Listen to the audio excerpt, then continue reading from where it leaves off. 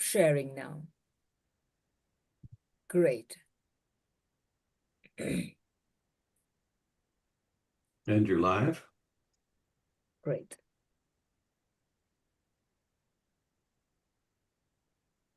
Sharing now. Great.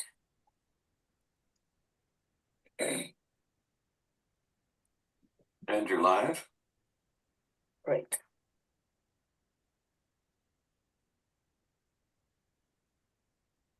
Okay. Okay, folks, I think we should start. Paul, if you can keep an eye on the participants because there are still people coming in and I have muted the sound. So you won't hear any sound when people come in. So you'll have to keep the participants window open and admit them. Okie doke. Here we go. Nearly there. Okay, so hello, everyone. Welcome to the new year and another seminar, webinar rather, by the International Manifesto Group, also co-sponsored by the Venezuela Solidarity Committee, Orinoco Tribune, and the Luis Real Bolivarian Circle. I'm your moderator, and I'm also the convener of the International Manifesto Group. Our title today is Trump's criminal assault on Venezuela. What does it portend for Venezuela, the Western Hemisphere, and the world? After months of assembling more than a third of US naval power off the coast of Venezuela and threatening to invade the country, the Trump administration managed to conduct a stealthy raid on Caracas that left more than 100 people dead, including 32 Cubans, and to kidnap President Maduro and First Lady Cilia Flores. In a typically self-congratulatory speech, Trump hailed the sneaky and contemptible operation as a great military feat. The operation was criminal. It is testing the Bolivarian revolution like never before. The painstakingly stabilized economy of the last couple of years has been thrown radically off kilter thanks to the collapse of the Bolivar. Many worrisome questions hang around the fate of the president and the first lady, not least given the compromised nature of the US justice system. Cuba, already facing strong headwinds economically, has been cast, thanks to its reliance on the oil from Venezuela, from the frying pan into the fire. At the same time, there are serious limits to what Trump has been able to achieve. Trump could not invade the country. The US's traditional allies did not participate in the operation, at least not officially. Regime change zealously pursued by a string of US presidents proved elusive. Trump must deal with the Bolivarian leadership. US oil majors remain wary of the political possibilities of exploiting Venezuelan oil. And above all, the people remain behind their government, as witnessed in the massive demonstrations in favor of the government across Venezuela. The distinguished panel that we have assembled today will be addressing these complexities and many more, I am sure, in great depth. In these opening remarks, I just want to confine myself to the trajectory, upwards and downwards, of the much-referenced Monroe Doctrine, recently recast as the Donroe Doctrine. It was proclaimed more than 2 centuries ago, and by the way, we have an excellent webinar on it, which we will link to the description of the current one. So you may find it interesting to watch that as well. The Monroe Doctrine had originally proclaimed the autonomy of the states of the Western Hemisphere and seen the United States as one among them. President Monroe's 7th annual message to Congress on the 2nd of December, 1823 had said, inter alia, that the American continents, by the free and independent conditions which they have assumed and maintain, are henceforth not to be considered as subjects for further colonization by any European powers. And he went on to say that the US would regard any attempt on the part of the European powers to extend their system to any portion of this hemisphere as dangerous to our peace and safety. Unsurprisingly, the statement of solidarity with fellow new states of the Western Hemisphere was welcomed as such by them all.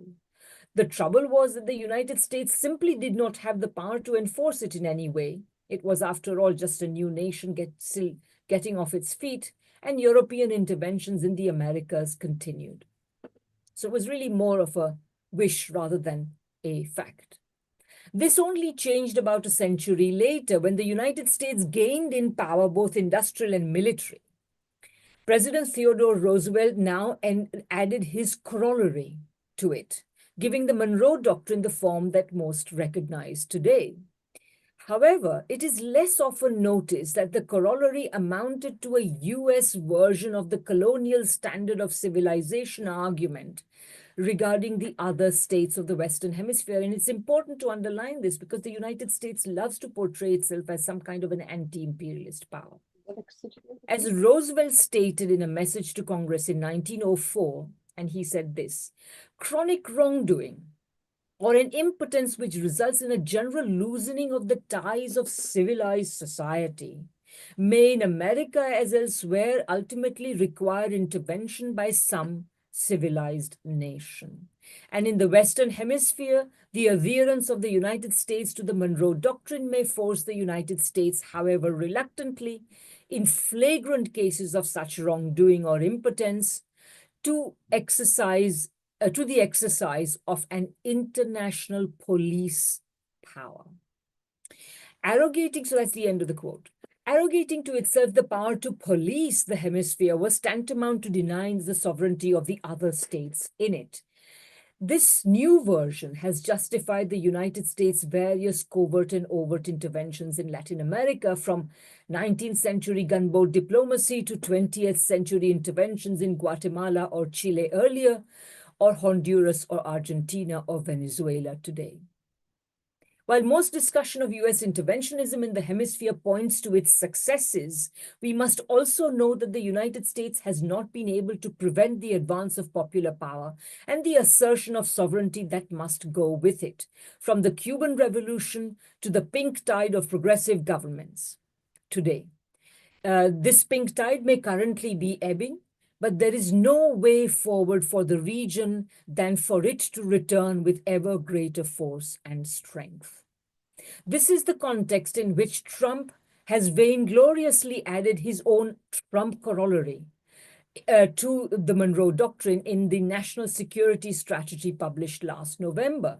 And this is what the Trump corollary says. And these are the words from the National Security Strategy. It says, "We want to ensure that the Western Hemisphere remains reasonably stable and well-governed enough to prevent and discourage mass migration to the United States. We want a hemisphere whose governments cooperate with us against narco-terrorists, cartels, and other transnational criminal organizations. We want a hemisphere that is free of hostile foreign incursion or ownership of key assets, and that supports critical supply chains. And we want to ensure our continued access to key strategic locations." Trump may want to line himself, that's the end of the quote. Trump may want to line himself alongside Roosevelt, but his so-called corollary signals a point in the decline of the US, where foreign policy is conducted not with any substance, not with any vision, but even if it were a completely self-serving vision, there is no such vision. It is conducted performatively, with an eye to electoral prospects. And as I say, without any vision or strategy for the Western Hemisphere, let alone for the world. The references to mass migration, drugs, criminals, and supply chains are all part of the MAGA rhetoric, which was so critical to Trump's election. Their intrusion into the apparatus of US foreign policy only signals its decline to the point where domestic imperatives form the tail that wags the foreign policy dog ever more violently. And that can only portend disaster. So yeah, that's what I wanted to note about this whole Monroe Doctrine business. So now let's turn to our speakers. Our first speaker is Francisco Dominguez, and Francisco is the chairperson of the Venezuela Solidarity Committee located here in London. And just one second, please. Yes, he's secretary of the Venezuela Solidarity Campaign. And as I should underline that all the three speakers we have here are tremendously knowledgeable about the situation in Venezuela and engaged in the most committed activism today on the events relating to the events that we are talking about. So, Francisco, please go ahead. Each speaker will speak for about 15 to 20 minutes, and then we'll have plenty of time for questions and answers. So I hope you'll hang around and participate in that as well. So, Francisco, please go ahead.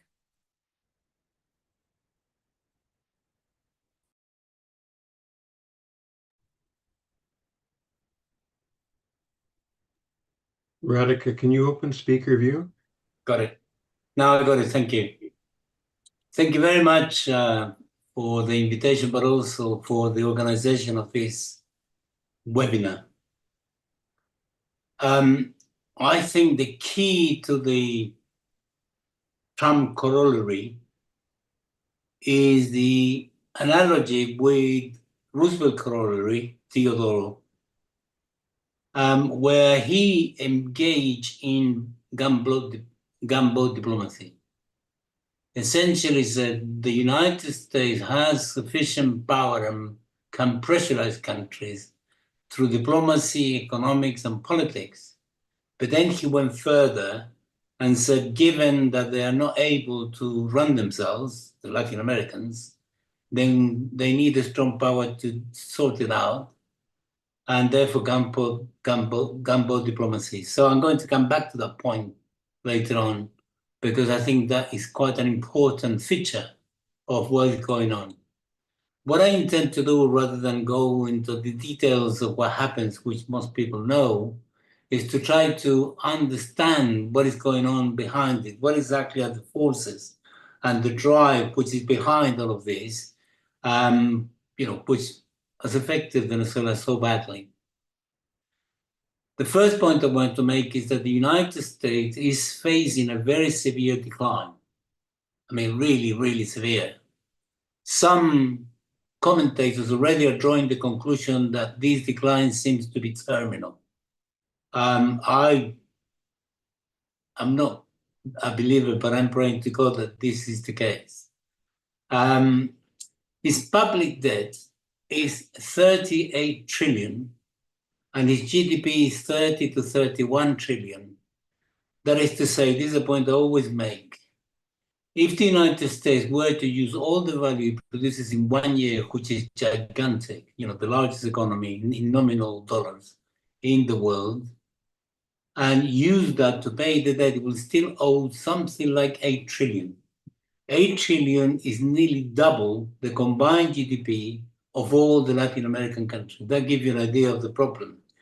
So given that the United States are deindustrialized, the only avenue that the ruling class in the United States has is to apply nasty austerity against its own population, which is what is going on now. Now, the trade deficit every year, and you can check the last few years, is always in the region of 1 trillion. The last one was 1 trillion, and if it continues as it is, it's going to be 1 trillion every year. And the military expenditure also over the last few years is around 1 trillion. And the last year in 2025 was 1 trillion. The average rate of growth of the economy, however, is only 2%. And that's being generous.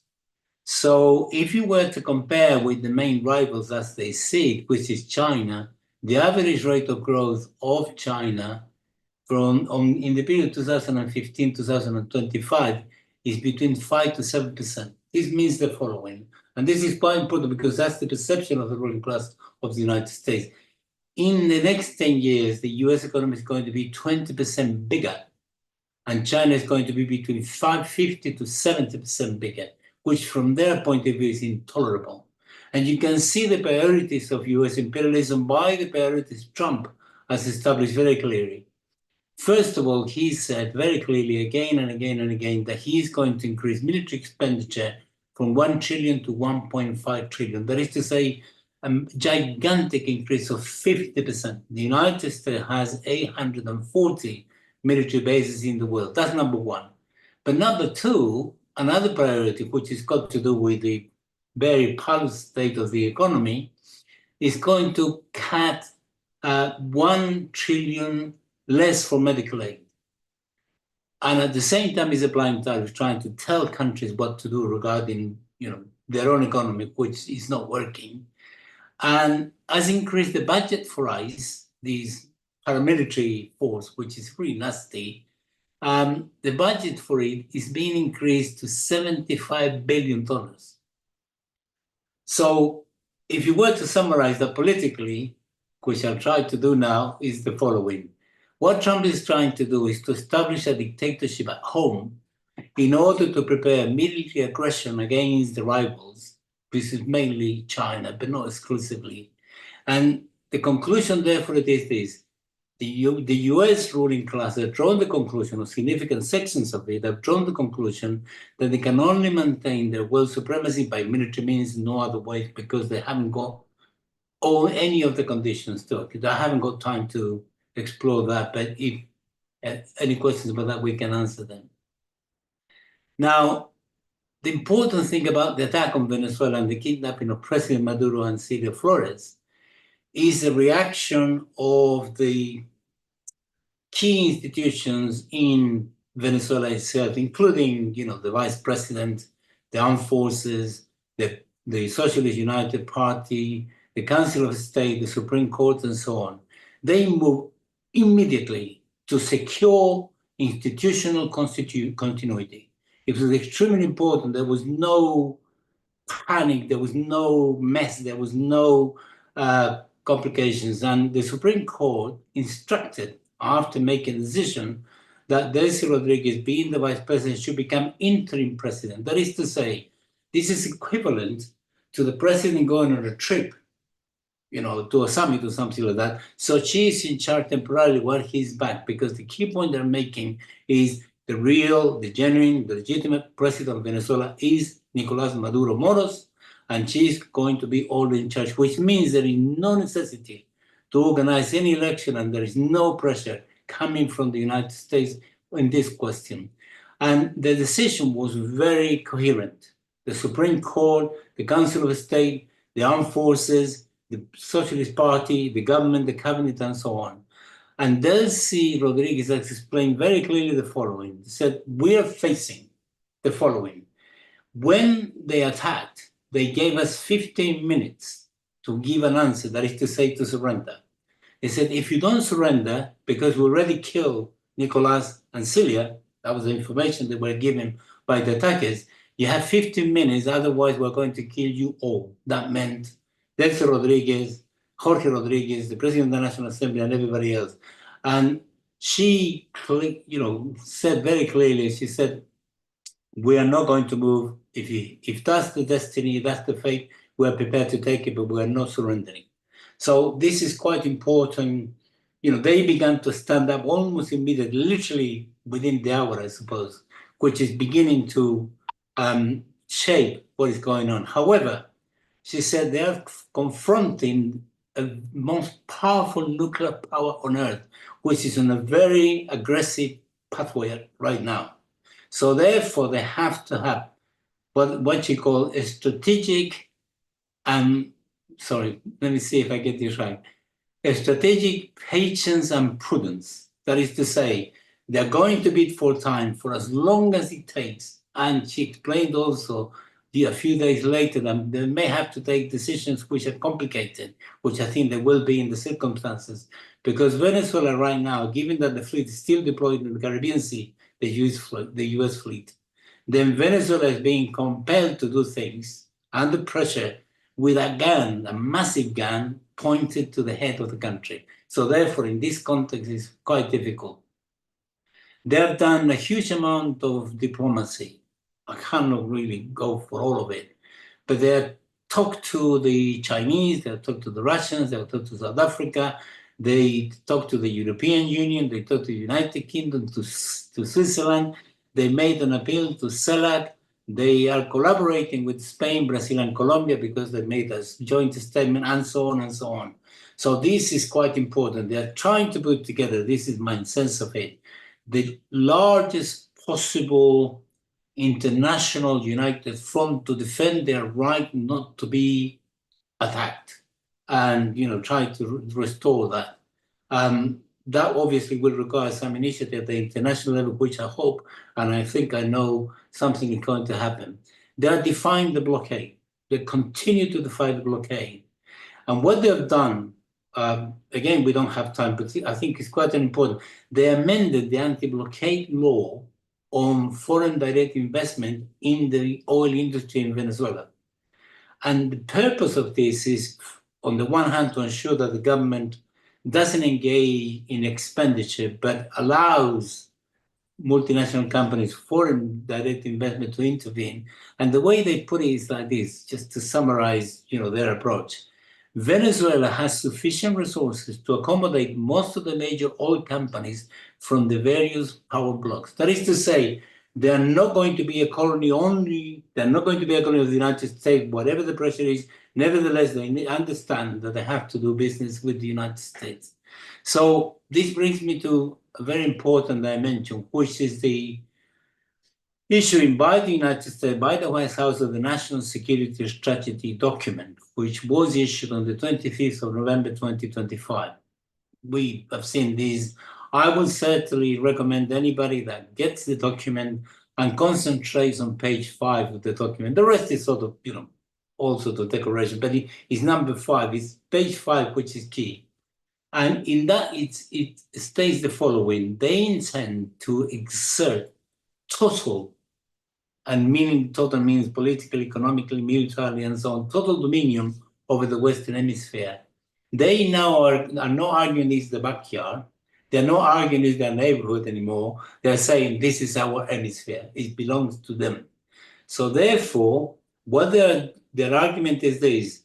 There are these countries which are from outside our Western Hemisphere who are coming in through these authoritarian, nasty left-wing regimes, such as the one in Venezuela, such as the one in Cuba, such as the one in Nicaragua, and a few others, that as a consequence of that are actually allowing these foreign existential threat to the United States in the Western Hemisphere to take control over key resources that the United States requires.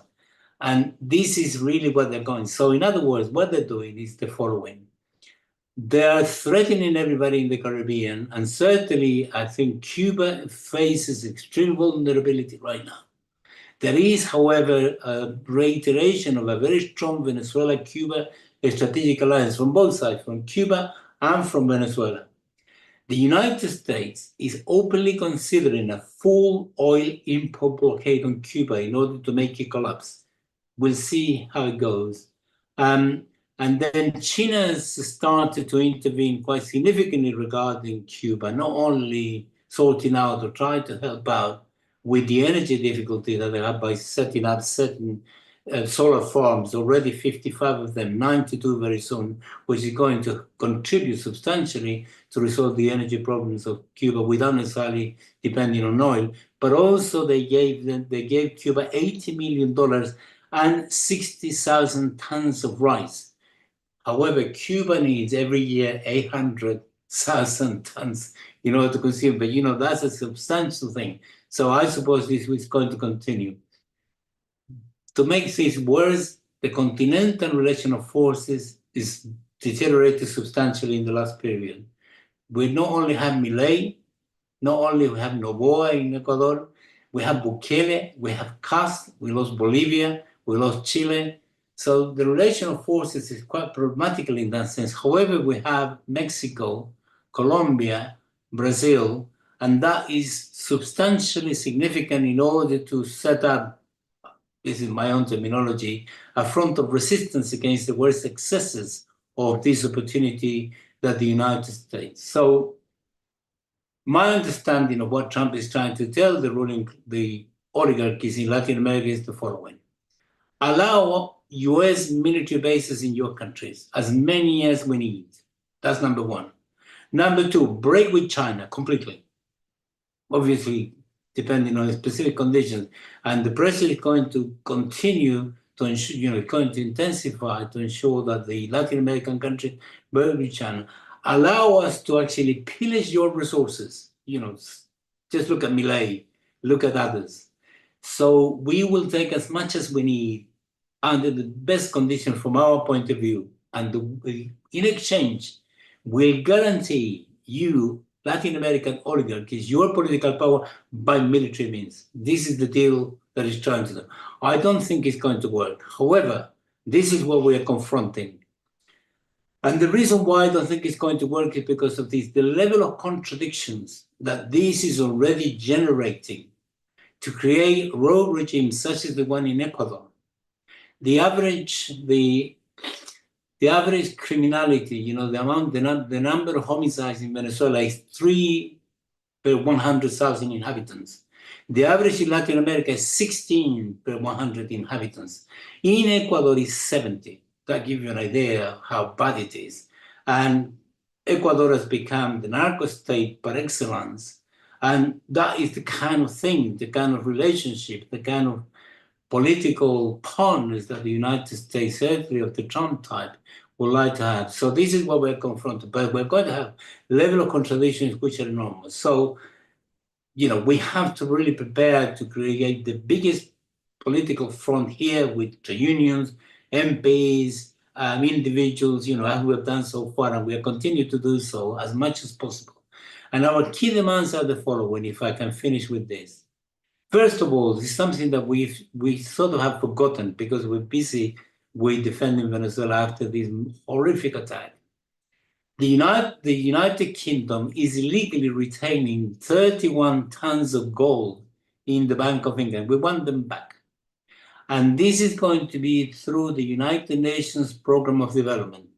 And this is what Venezuela proposed many years ago.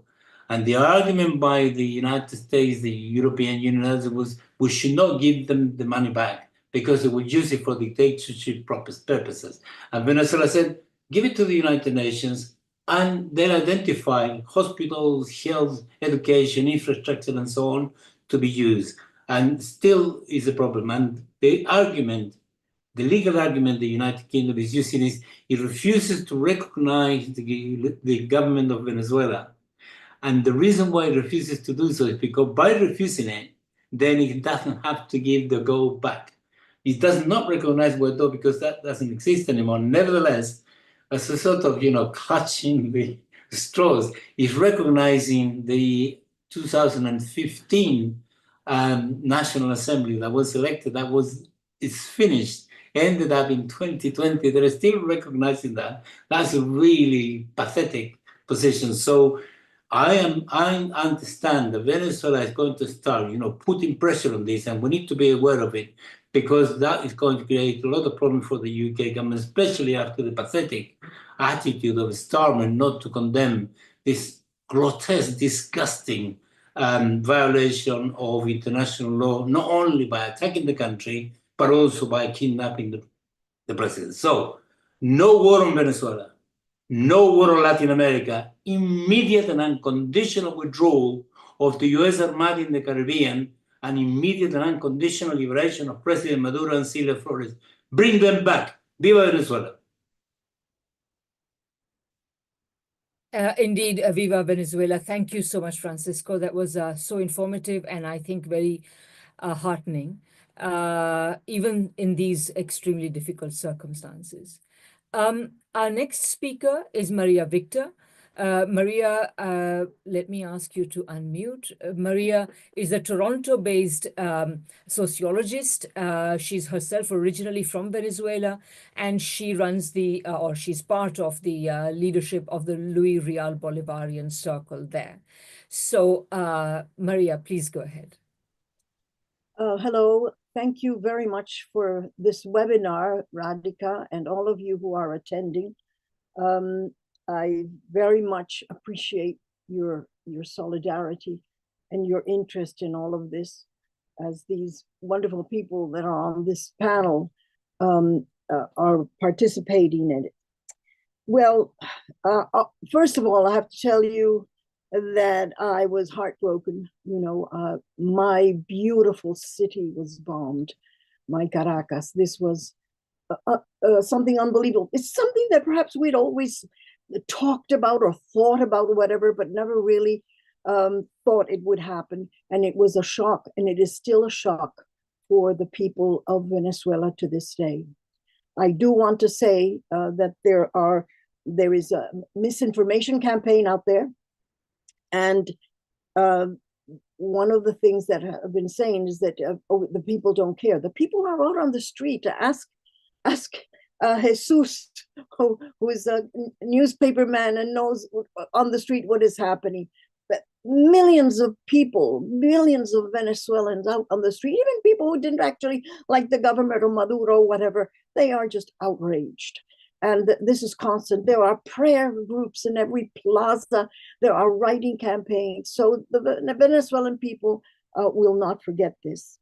There is also a campaign to discredit the Chavista government, trying to say all kinds of dreadful things about Delcy Rodriguez and Jorge Rodriguez and Diosdado, inventing things. But one thing that strikes me is that the Europeans and Canadians, even those who want to say something positive of Venezuela, always talk about Maduro as if he was a dictator. We have to really emphasize this, that he was a constitutionally elected president in a thriving democracy of this hemisphere.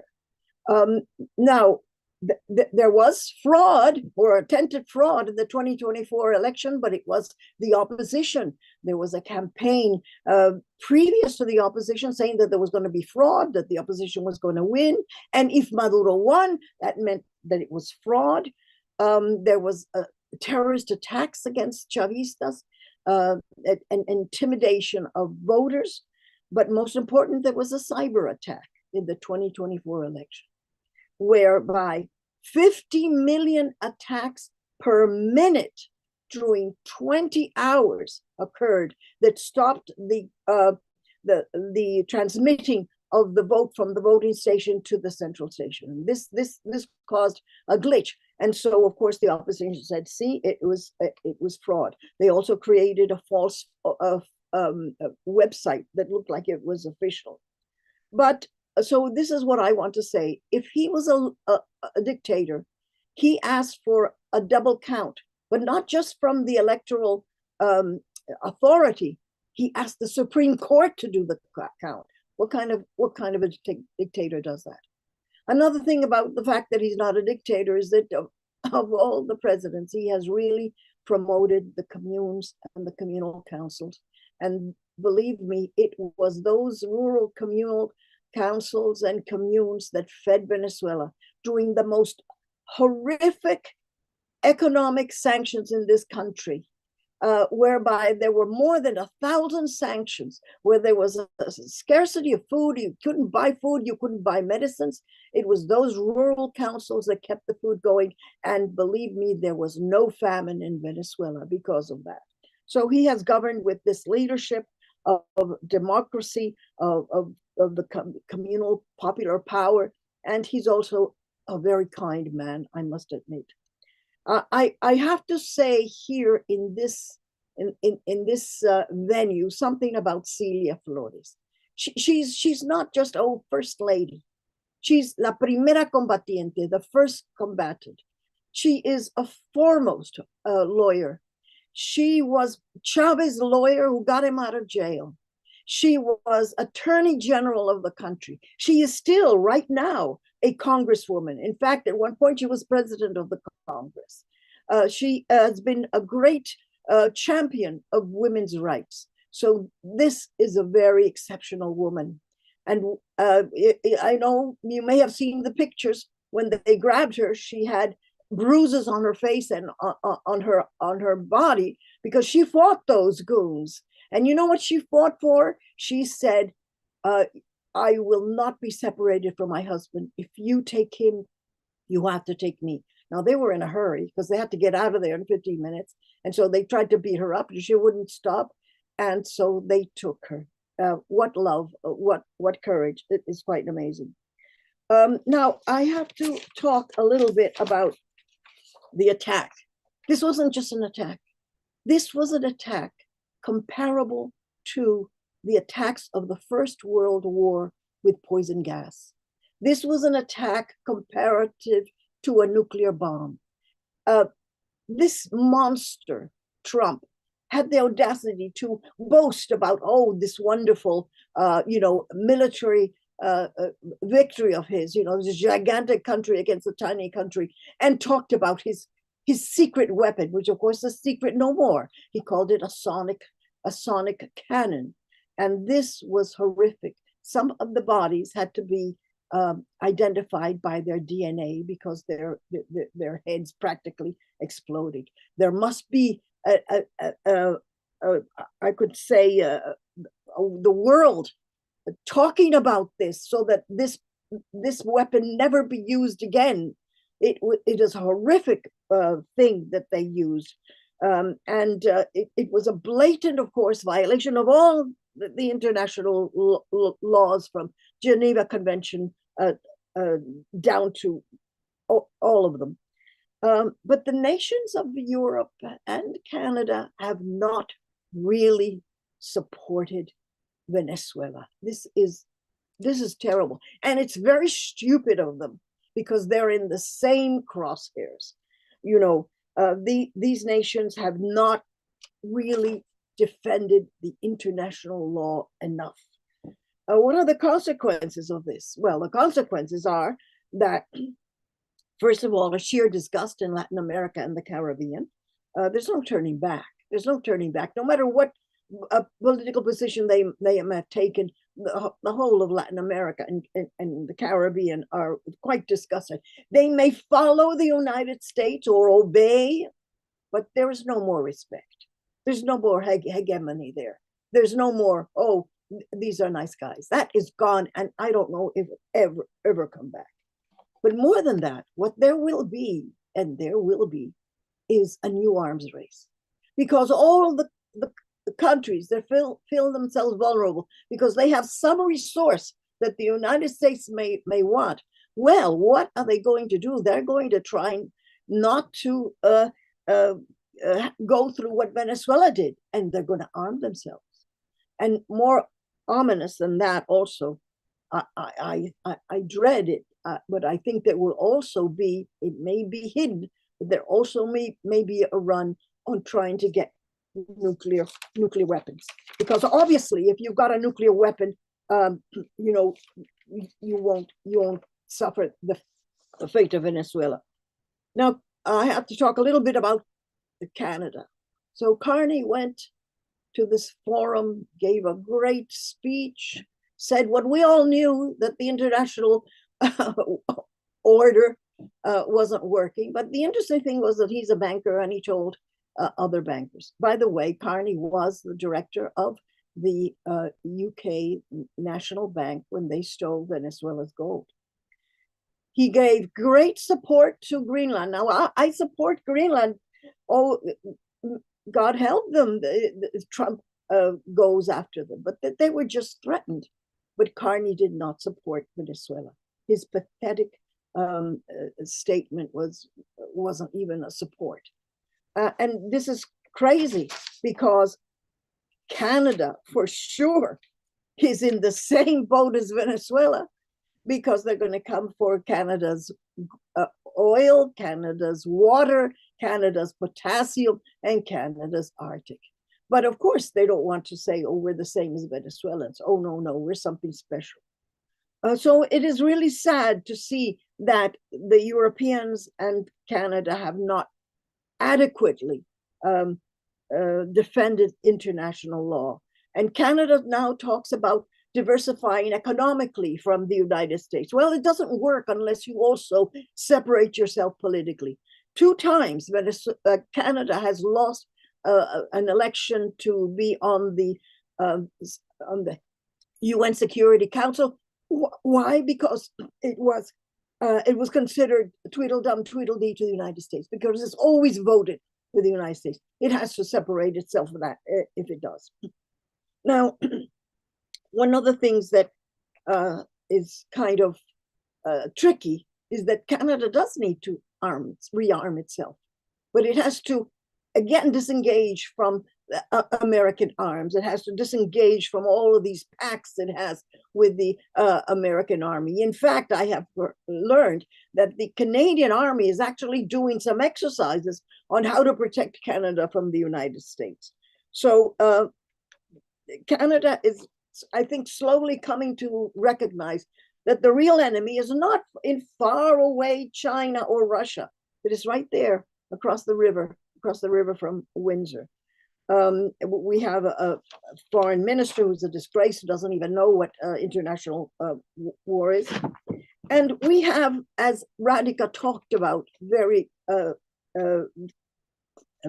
well, that this is historically a battle between Monroe and Bolivar. Monroe, in fact, was a mediocre fellow, and Bolivar is a giant. And Bolivar's ideas of liberty and sovereignty are as alive today as they were then. And I totally agree with Francisco. What we are seeing is the decline of the United States. It no longer can get consensus. It no longer can get respect.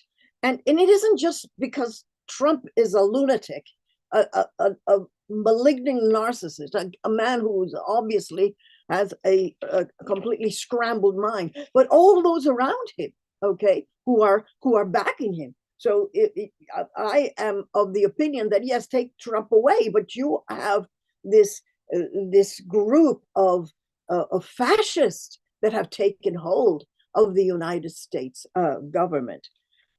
So what is left to them is the sheer power, the sheer military use, which they have unfortunately used against Venezuela, and bragging about it.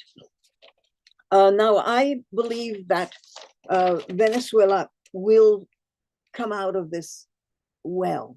Why? Well, because of that union. Because it is very difficult to destroy a country that shows such unity of purpose. Venezuela is a country that lives off its history. You know, Bolivar is like a person you could go visit tomorrow because all of our glorious background as a victorious, liberating country is still present in people's lives. It has given them a comfort throughout years of I would say, a lot of sorrow. And so they're not about to give that up. It is remarkable to see the opposition parties, the real opposition parties in Venezuela, backing the nation, backing the government, backing the return of the rightful president. In the military, you pick up any book on the military, and they will all say it isn't so much the technology or the arms that will give a military its victory. It is its cohesiveness, its union with its leaders, its morale.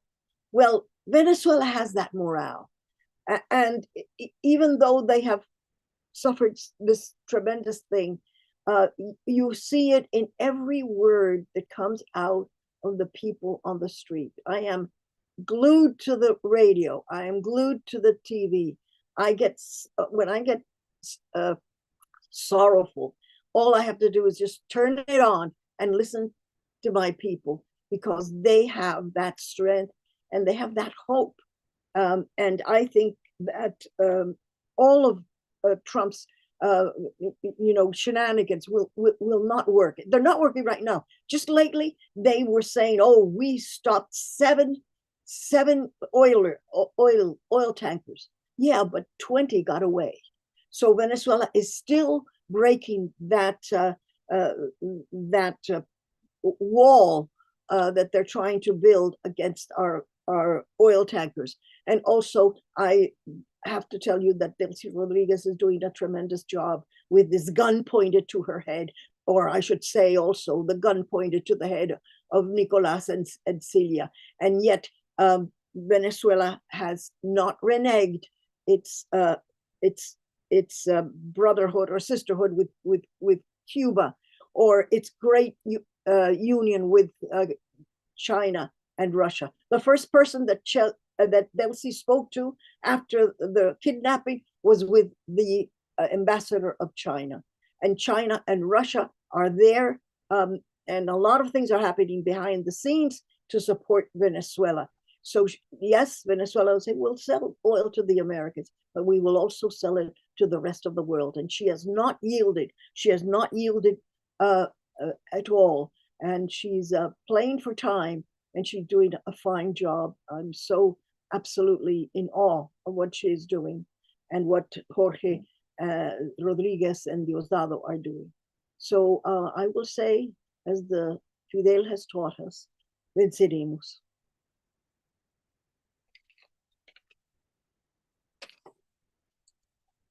Thank you so much, Maria. That was really another very informative and inspiring presentation. Thank you so much for that. I'm sure there'll be lots of discussion and commentary and concern after we've had our final speaker. Our final speaker today is Jesus Rodriguez Espinosa. He is the editor of the Orinoco Tribune, which remains one of the most important sources of information about Venezuela and more generally Latin America. So Jesus, please go ahead. Thank you for the invitation, Radhika, and thank you to all the listeners. I'm gonna try to share my screen right now, and let's hope that this time it works. I hope that we are there, yes. Great. Okay, so I prepared this slide to make things, smoother. So these are the things that I'm planning to talk about the U.S. strike themselves, the expected versus the real effects, the geopolitical framework, the regional balance of power, local repercussions, and the pro-U.S. narrative versus facts. I'm going to try to do that within the 20 minutes mark. I believe that it's important for people to know this is the map of Venezuela. We are a country with around 30 million people. Our territory is about 1 million square kilometers. And our GDP as for 2025 projected from, the announced growth that we had last year of 8.5%. And the World Bank data is around 130 billion US dollars. It is important to say that even after 5 years of economic growth, this GDP is almost half of the GDP we had in 2013. So I believe that that's important to understand the impact of the U.S. aggression, the sanctions, and the blockade of Venezuela before this U.S. attack. And despite the economic recovery that we have been showing in recent years. So I wanted to also to show you where the strikes happen. I mean, as you can see here, where my pointer is, there were strikes in Caracas. There were strikes in La Guaira, which is north of Caracas.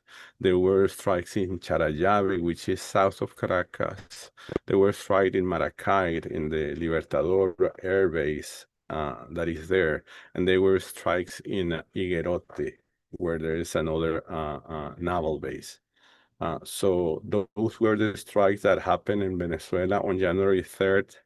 This is a more detailed map about the strikes in Caracas. As you can see, there is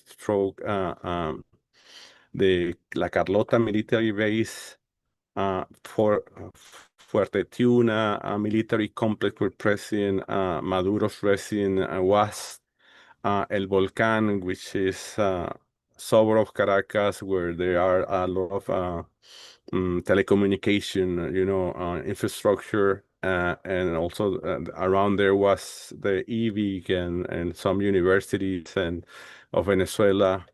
But they also struck. A lot of people believe that it was an attack against the the mountain barrage where the remains of President Chavez are, but they actually struck the Cajigal Observatory, which is close to the rest in peace of President Chavez, but thankfully that location was not attacked. So those are the strikes that happened in Caracas on January the 3rd, and those strikes were terrible. I mean, we have been talking for months that this strike, something like that might happen, and we were preparing for that. But it's important to say that it caught us by surprise because we were expecting, some maybe, airstrikes against some imaginary drug trafficking facilities or whatever, the U.S. wanted to include in their narrative against our country, or a decapitation strike, just bombing some places where President Maduro might have been. But none of us imagined that they were going to send troops to kidnap the president as they did. So it's important to say that somehow that caught us by surprise. Even though we have been preparing and we are ready to give the fight to the U.S. if they decide to move forward and actually send a massive amount of troops on the ground here in Venezuela. For that, we have been preparing for decades, and we are still ready to do that. But anyway, I just wanted to show you here that about 100 and 120 Venezuelans, 100 and 100, or between 100 and 120 people died in this attack. 47 of them were Venezuelan soldiers. 32 of them were Cuban soldiers that were in Venezuela for the last 3 months under this threat.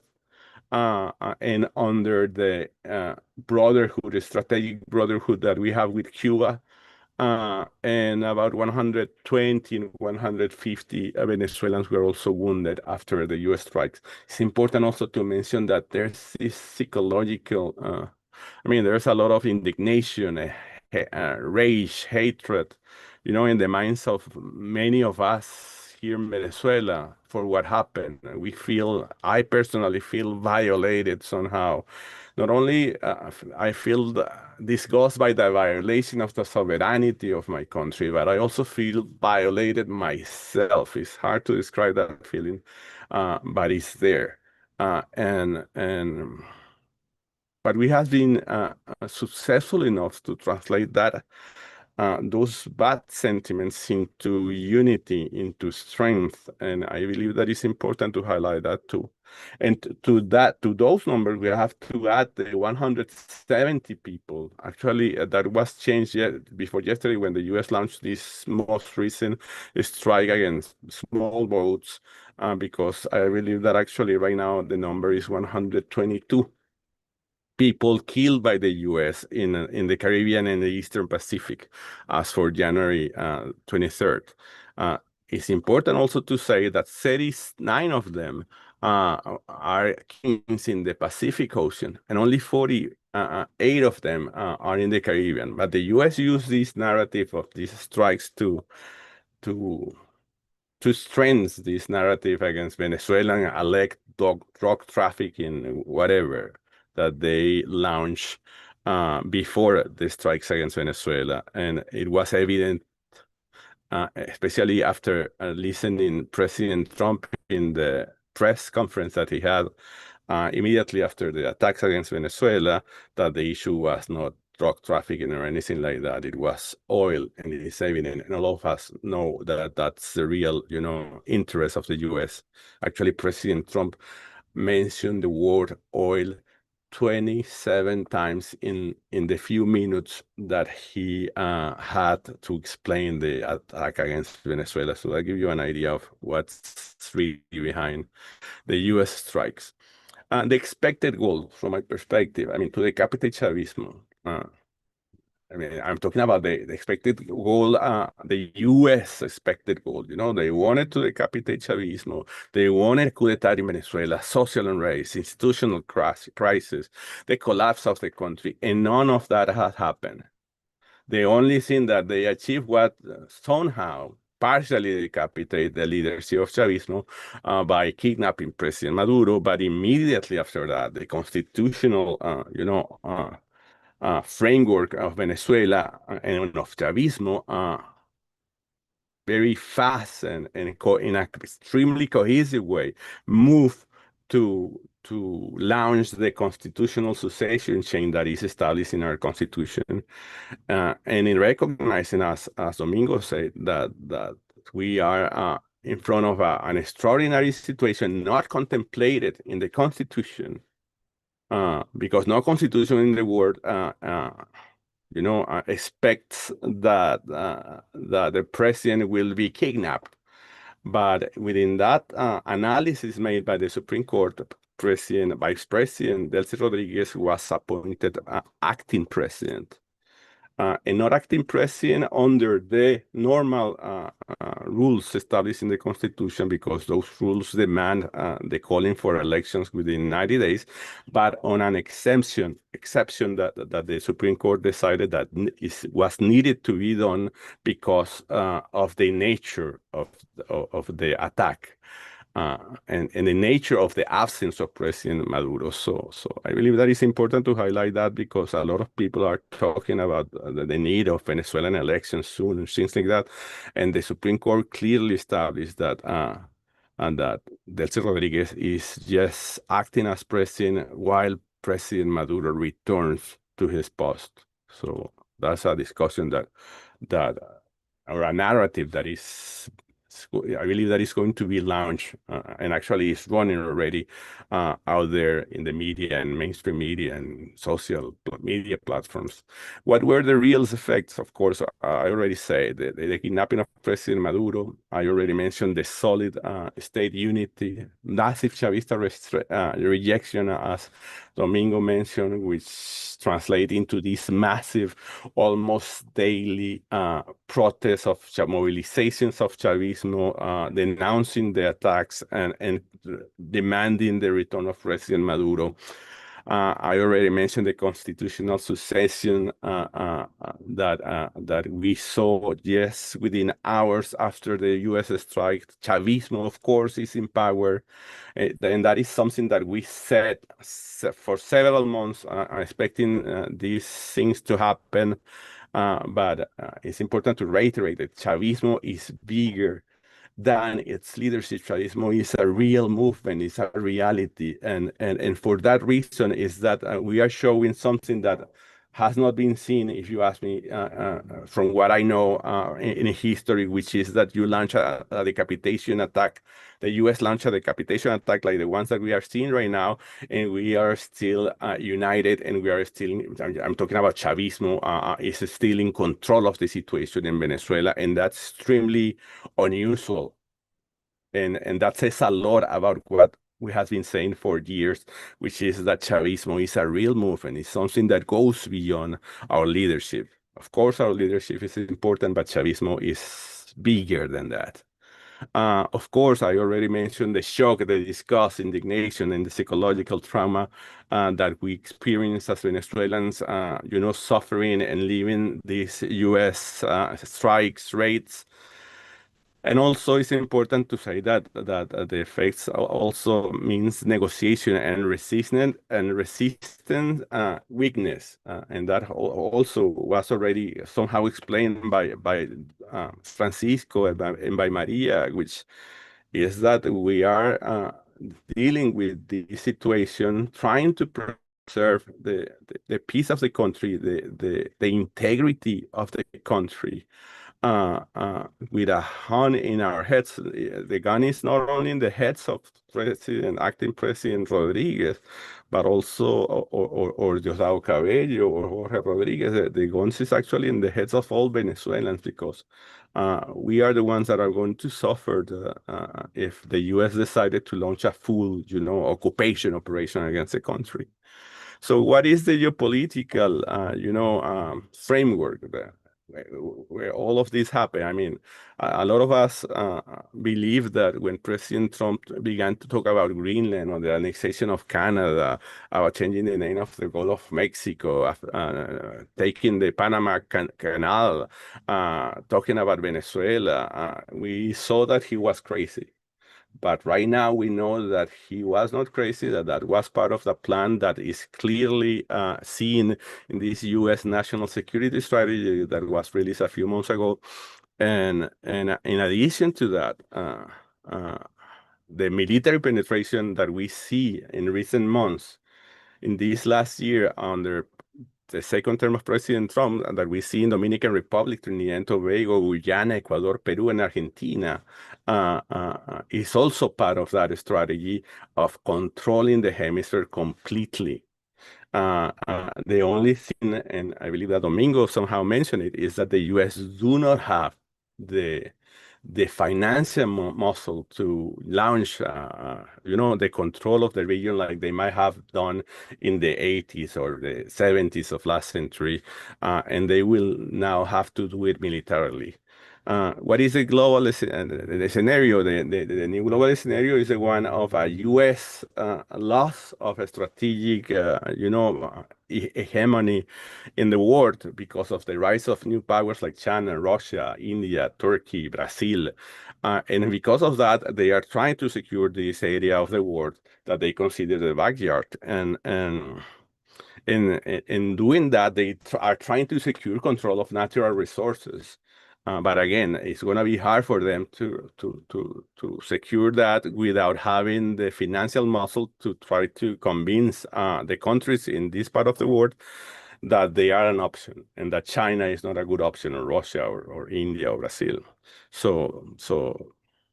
But also within the geopolitical analysis, we need to understand that they also want to extirpate the bad example that represented by Cuba, Venezuela, Nicaragua, that are the countries in the region that are actually not submitting to U.S. dictates, or are not being lackeys or satellites of the U.S. imperial dominance strategy. So what we have in this regional situation, we have a lot of far-right pro-Trump governments in the region. Domingo already mentioned a few of them, but we have Argentina, Paraguay, Ecuador, Panama, Guatemala, El Salvador, Costa Rica, Guyana, Jamaica, Trinidad and Tobago. Those are the countries that I consider to be in the far right, axis. That are easily managed and controlled by the U.S. Then we have what I call the middle-of-the-road governments, like the Chilean, Uruguayan, Brazilian, the Colombian and Mexico government. And then we have, of course, Cuba, Nicaragua, and Venezuela. I bolded Colombia and Mexico because those are countries that are, along with Cuba, has been mentioned to be possible new U.S. strike targets. So it's important to highlight that the possibility of an attack against Colombia, Mexico, or Cuba is a possibility. More, if you ask me, I believe that the more natural one is Cuba, at least in this part of the world. So the local repercussions of the U.S. strike, unitary sentiment, as I already mentioned, far right and far left forces within Venezuela, and of course outside Venezuela, are still sabotaging. I'm talking about Capriles Radonsky, which is now a deputy in the Venezuela's National Assembly, and he has been always a far-right operator and politician. He has been saying terrible things inside Venezuela after the attacks. He actually, when he was asked a couple of days after the strike if he condemned the kidnapping of President Maduro, he said that he didn't answer the question, and he just mentioned that he saw President Maduro somehow saying that asking in a defiance way for the U.S. to kidnap him, which is a terrible twist and fake news that it was spread several months ago with a video taken out of context showing Maduro being strong and telling actually Edmundo Gonzalez, the far-right politician that lost elections in 2024 to come and get him. So it was not a message directed by President Maduro to the US, but it was a message directed by President Maduro to the far-right Venezuelan opposition. But the social media twisted it and make it look like Maduro was threatening and confronting the US military. We have our Communist Party also launching, which is our historic Communist Party, launching these fake narratives against, that Francisco and Maria mentioned, saying that the LC and the Chavista leadership are sold out and that they are traitors and they are dealing with the US and things like that. So, but we have to, again, recognize that we are dealing with one of the worst situations that Venezuela has faced in its history. And for that reason, we have been selling, for example, oil to the US. But that oil that we have been selling to the US is oil that was being overstocked and accumulating in our warehouses because of the US blockade.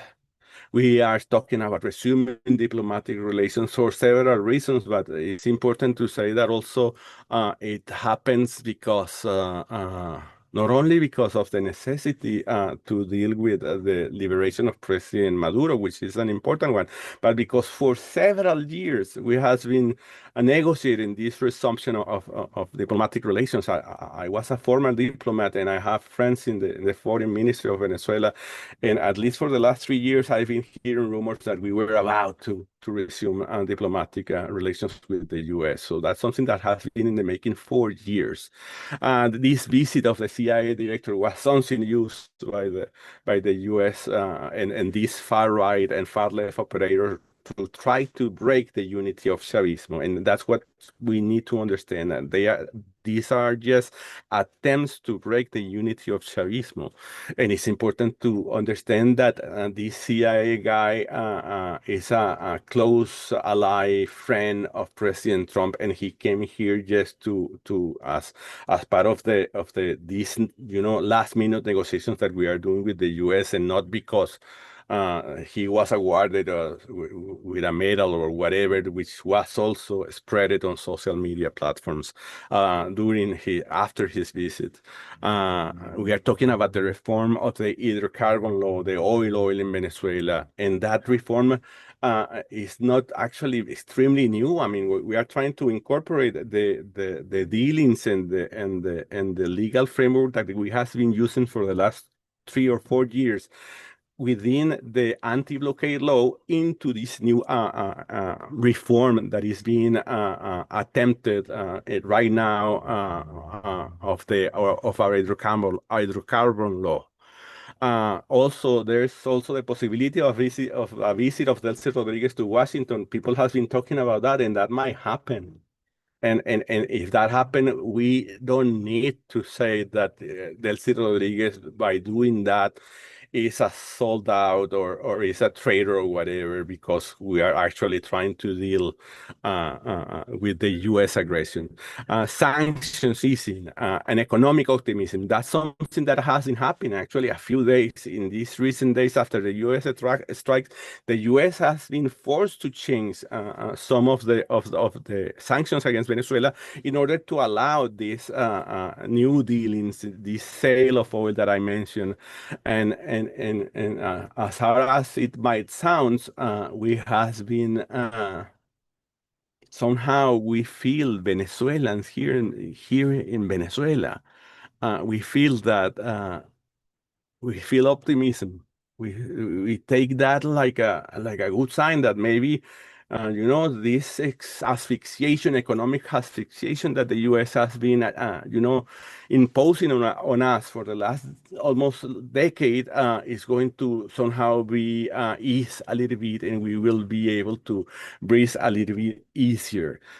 So it's contradictory that some of us feel that there's economic optimism after this attack, but it's a reality.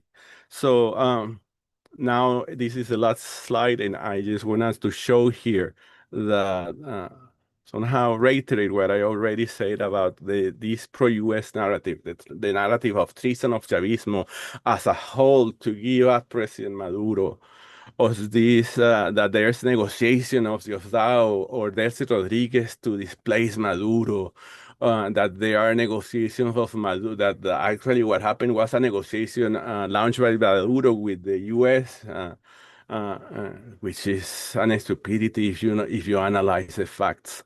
That there was a treason or inaction in the military. I believe that despite all this surprise attack against Venezuela, there is evident that there might have been, and despite all these comments about new U.S. weapons use during this strike against Venezuela, we need to be concerned, and we need to demand some explanations about why the defenses of Venezuela did not activate it enough to try to avoid or at least give some hits to the U.S.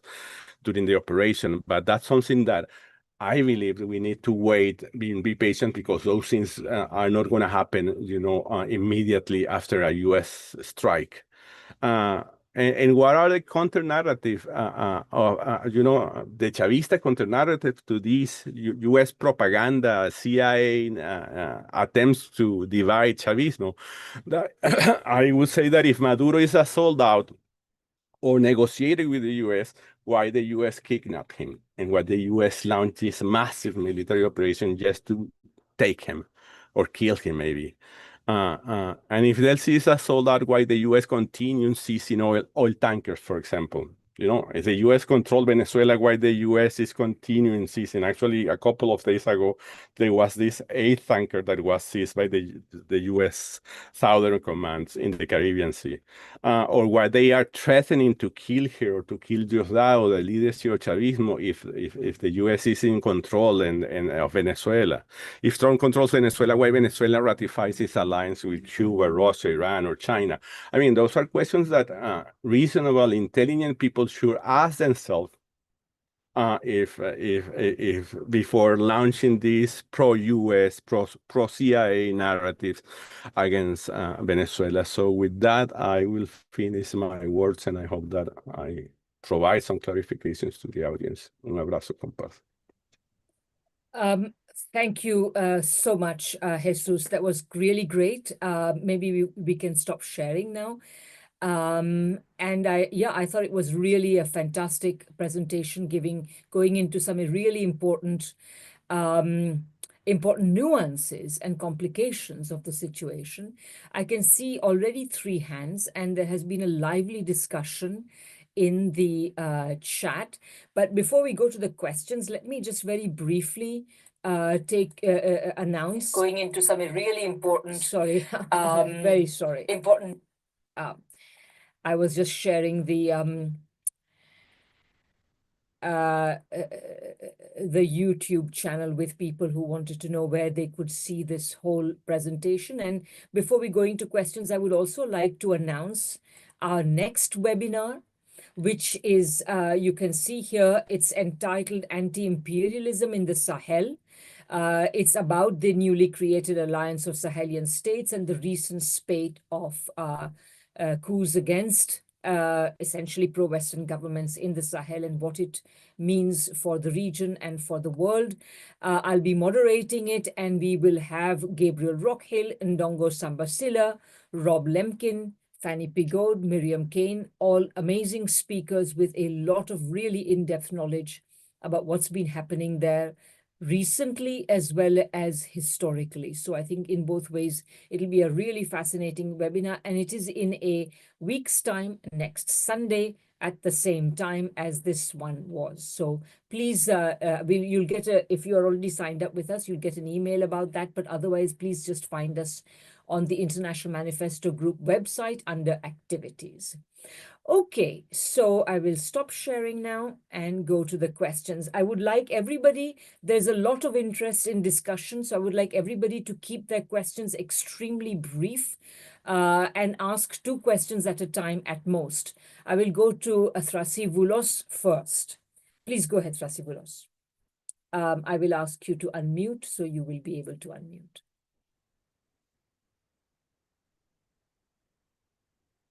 Okay, hi, thank you, Radhika. Thanks to everybody. This is a great panel and a fantastic analysis. I think it's very helpful. I'm a lot in social media and Facebook actually, and I've been watching actually several people from the anti-imperialist left, and I really don't mean the liberal Atlantic left, but the anti-imperialist left, people who like Chavismo, who are allies of Venezuela, but they are very concerned and very disappointed and keep asking the same questions. Now, Jesus, in his great speech, has sort of answered a few of them, but since I've written them down in the chat, I would try to very briefly summarize them. The first is reflects a disappointment about the dealings of the acting president Delcy Rodriguez and the government with the CIA, with the USA, and they think that's not a behavior of a government in resistance to the US imperialism. I would like Jesus and the others to comment it once more, maybe, on it. And the other one concerns the new oil legislation. Jesus has told a few things about it. And the important thing is, to know that is there a state majority shareholding still possible after the new legislation, or in reality it is impossible? And what would that mean? What kind of results would that have? And the last one would be that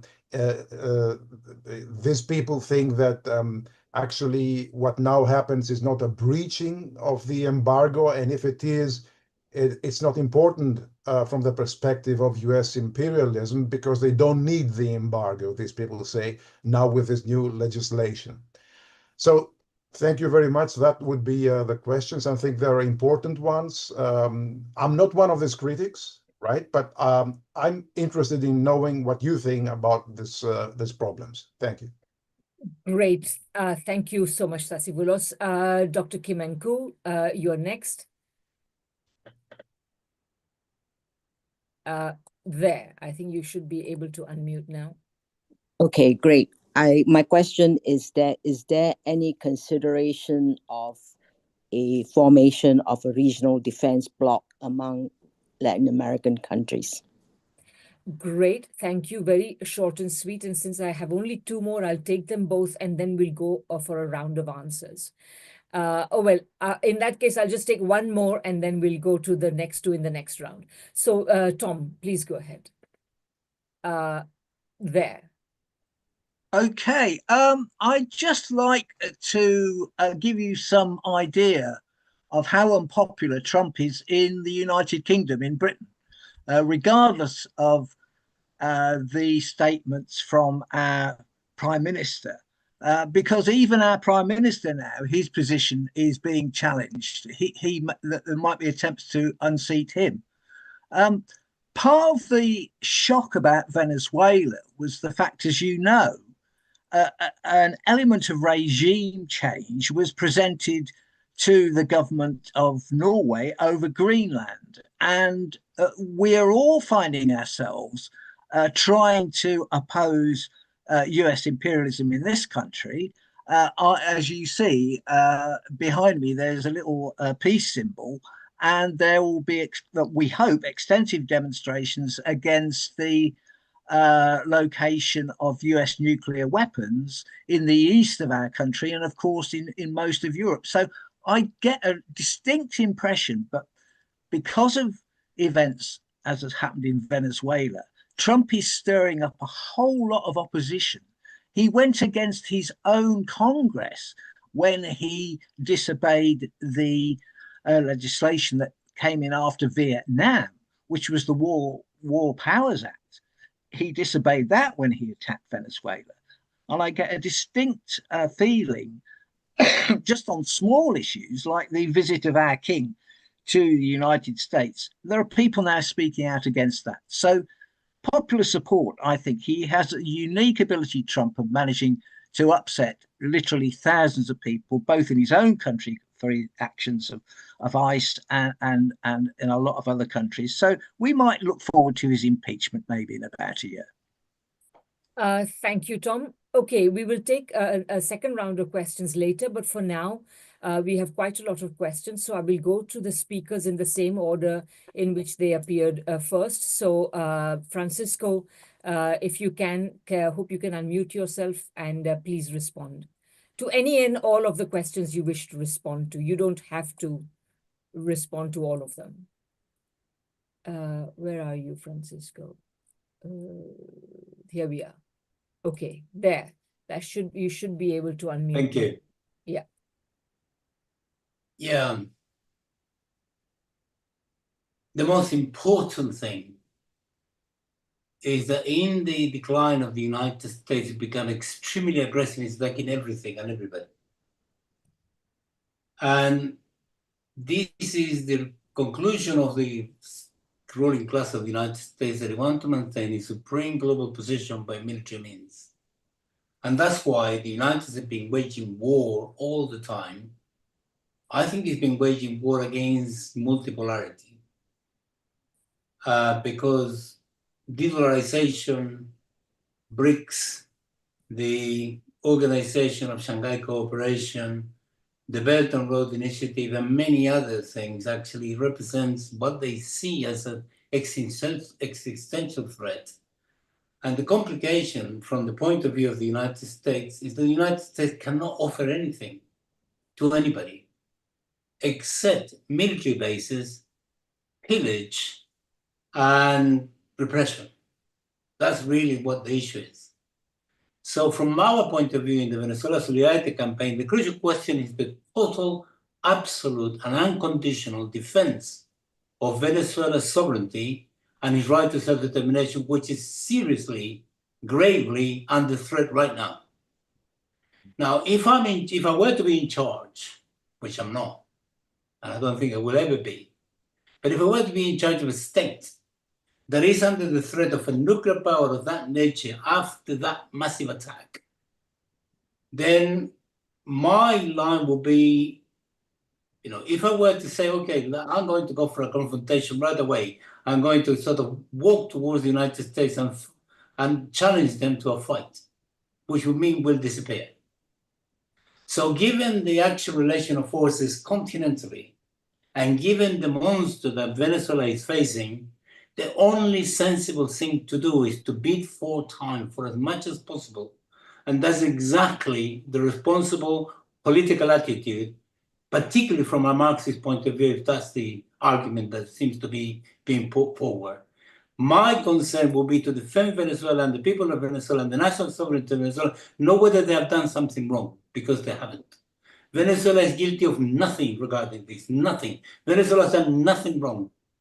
Venezuela is being subjected to the most egregious attack, and this is what the emphasis ought to be from our point of view.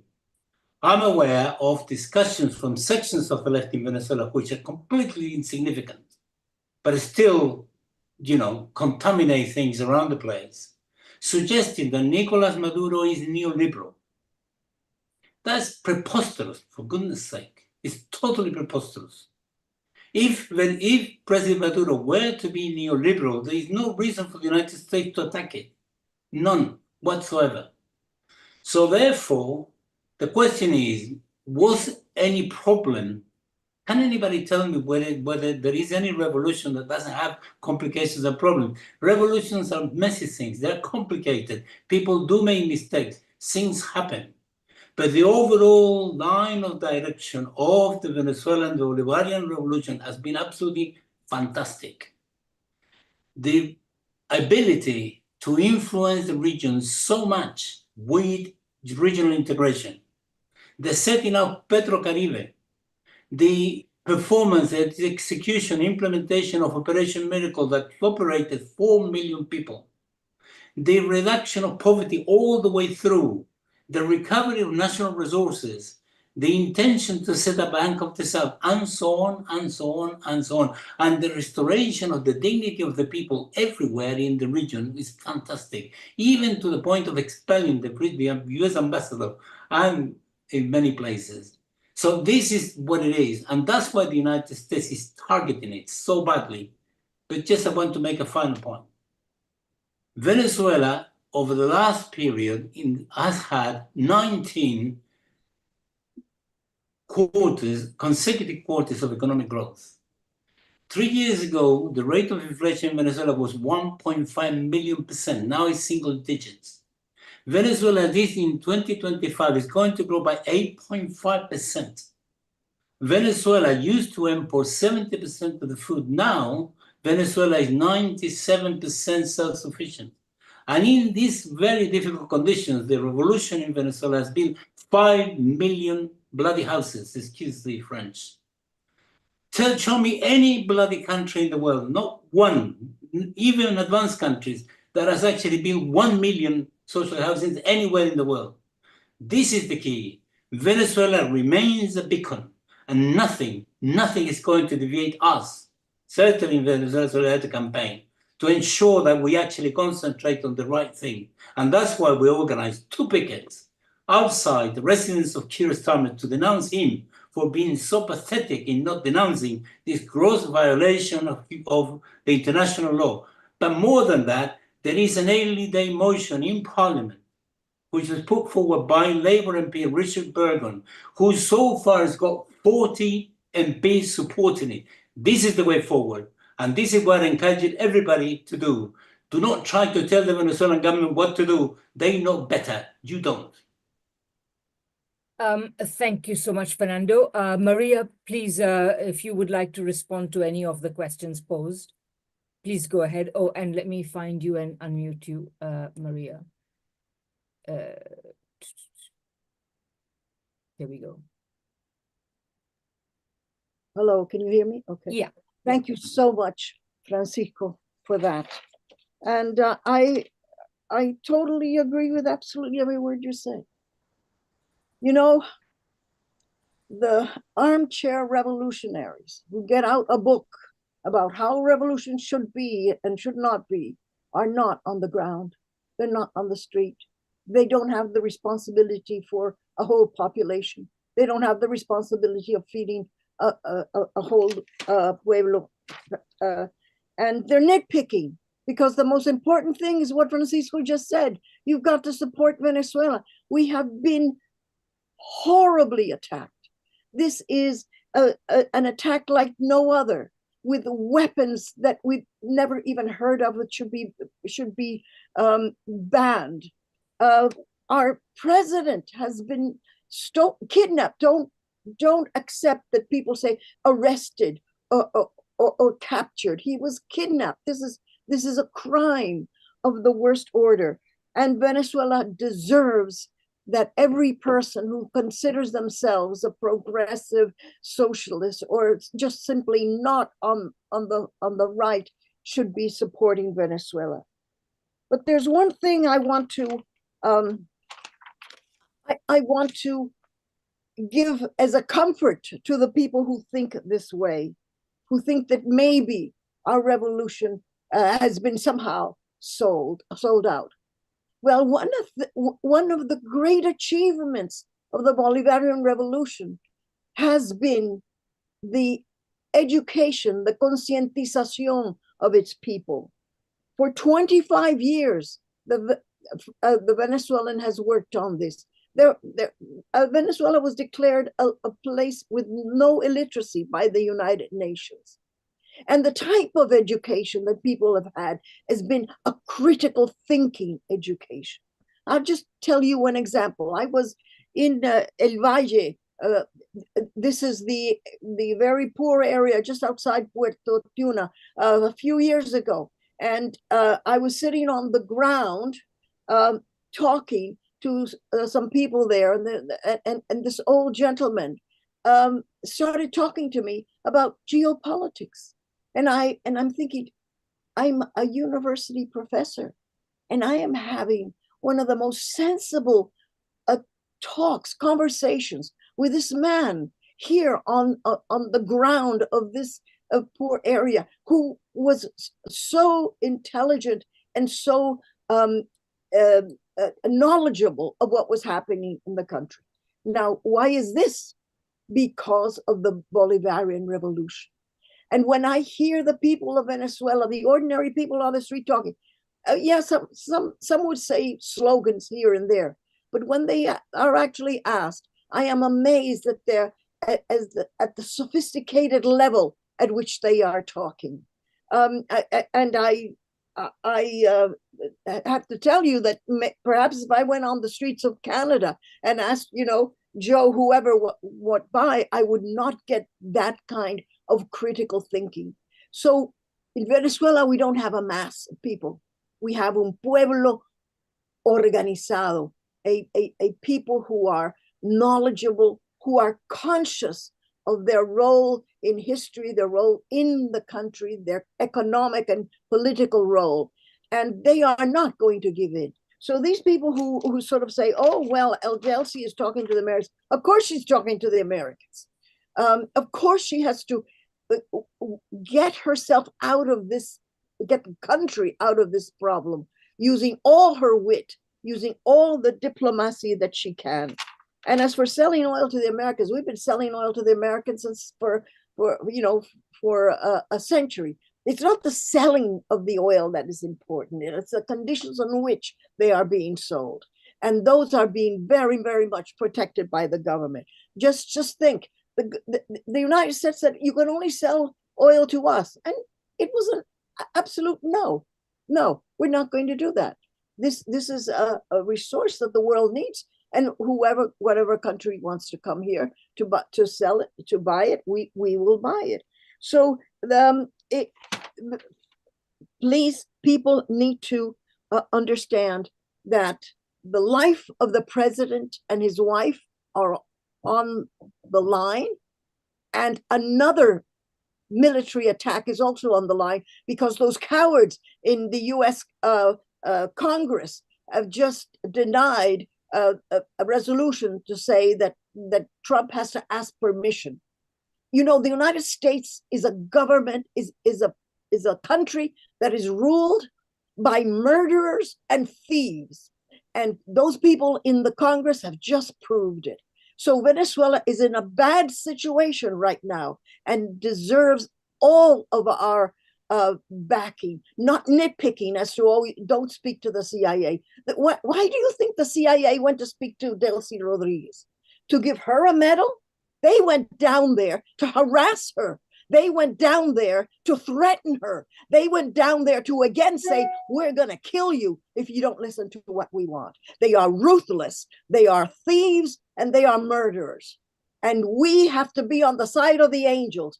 And guess what? Venezuela is on the side of the angels. Thank you so much, Maria. That is just the kind of ringing defense that has to be made. Thank you very much. And Jesus, if you'd like to add anything, please also. Yes, I agree with yes. And do you hear me? Yeah, we can hear you. Okay. I just want to say that I agree with what Domingo and Maria said, but I want to say a few things also. I mean, trying to address the questions. The hydrocarbon law changes are complex issues.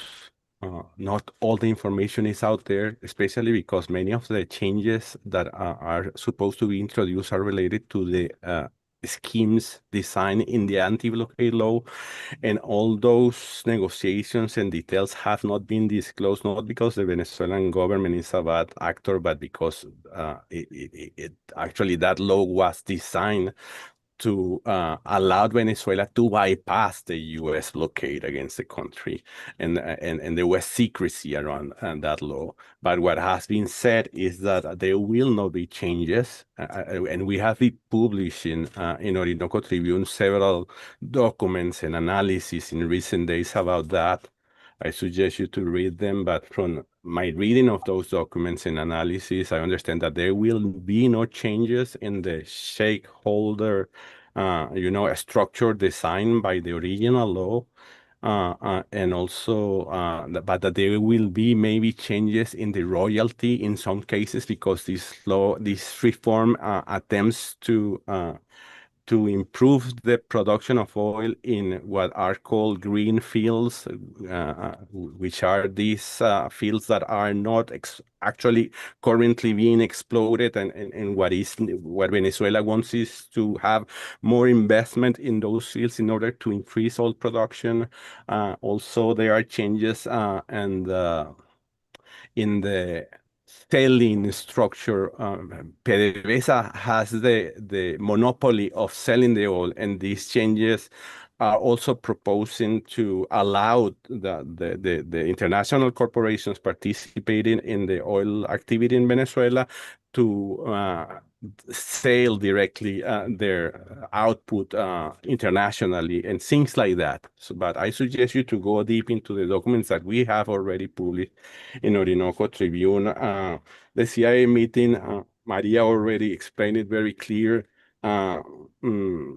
What else? The question about the unity front for Latin America, I believe that is important because, I mean, Venezuela was the proposal of CELAC and of UNASUR, and we propose that not to have one-minded countries united in the region. I mean, we actually proposed that knowing that there was diversity in the region, that there were far-right governments in the region, but Chavistas are not prosecuting or after or excluding anyone. We actually wanted the CELAC to be as inclusive as possible, despite the ideological difference, because we believe in negotiations, we believe in agreements. But it was the U.S. and the lucky governments, far-right governments in the region, the ones that has been trying to destroy the CELAC.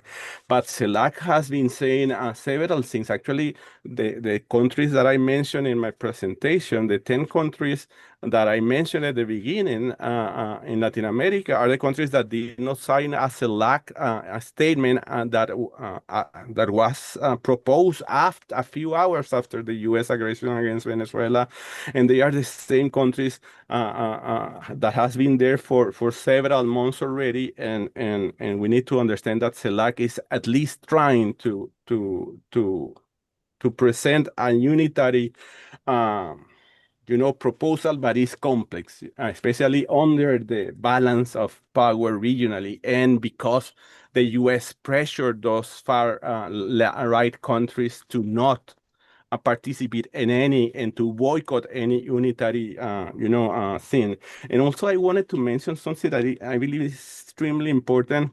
I mean, Domingo already said, but it is about this video that was distributed yesterday or before yesterday about Delcy Rodriguez talking just a few hours after the strike to some journalists, and she said clearly that the U.S. threatened her and Diosdado Cabello and Jorge Rodriguez to be killed if they did not answer in 5 or 15 minutes. I don't remember exactly the demand of a call that they did. So it's important to say that they are under threat. The U.S. wants to kill the leadership of Chavismo. It's important, and also it's important to say that Diosdado Cabello, which usually have this TV program every Wednesday with a massive audience in theaters and things like that, for the last 3 weeks he has not been doing that show openly with a massive audience, and actually the location of that show has not been disclosed, and that is also because he is also being targeted and threatened to be killed by the U.S. So it's important for people to understand that, and not too many people talk about those things. So I hope that I answered the questions. Great. You did indeed, Jesus. It's astonishing how many different things you all said in response to these troubling questions. We have about 20 minutes left. We should try and end on the hour. So I'll ask the next 3 people to be as brief as they can and as direct as they can. David, please go ahead and ask your question. Oh, yes. Specifically about I understand that the hydrocarbon law is to improve incentives for foreign investment and increase production. But I want to know specifically, what has the U.S. forced Venezuela to do and change in terms of selling oil? And is it true that the U.S. Or that Venezuela, for now, is not able to decide who they sell the oil to? The restriction on selling it to Cuba is very crucial, as other people have mentioned. Is that a demand that the U.S. has laid on Venezuela? And how has Venezuela dealt with that? Great, a great question. Thank you. Yuri, please go ahead. Hey, Professor, and thanks to all the speakers. They were all brilliant. I've already asked this question to both Jesus and Dr. Victor, so this question is particularly to Francesco and even to you, Professor, which is, do you think the kidnapping of Maduro and the evil empire continuously having all of these victories, does that show the severe limitations of BRICS, the rise of multipolarity, and that Russia and China should be more aggressive in pushing back against global Western imperialism? And yeah, that's my question. And thank you to all the speakers and to the International Manifesto Group. Thank you, Yuri. And David, please go ahead.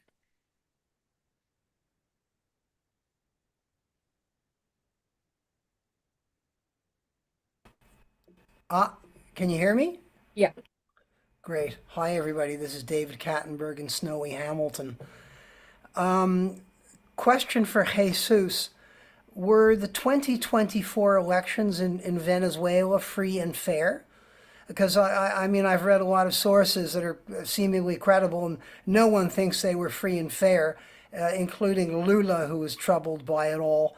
So, but with the caveat, of course, that, of course, even if they weren't free and fair, this wouldn't have given the United States the right to invade and kidnap Mr. and Mrs. Maduro, but wouldn't have given them any right to do that, which of course they didn't. So setting that aside, were the 2024 elections free and fair? And if they weren't, would Machado have won if they had been completely free and fair? Thank you very much. Great.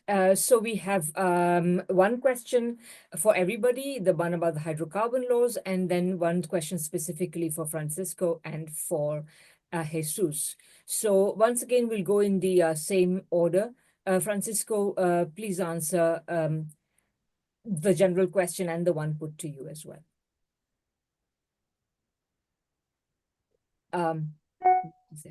Can you, Francisco, hang on.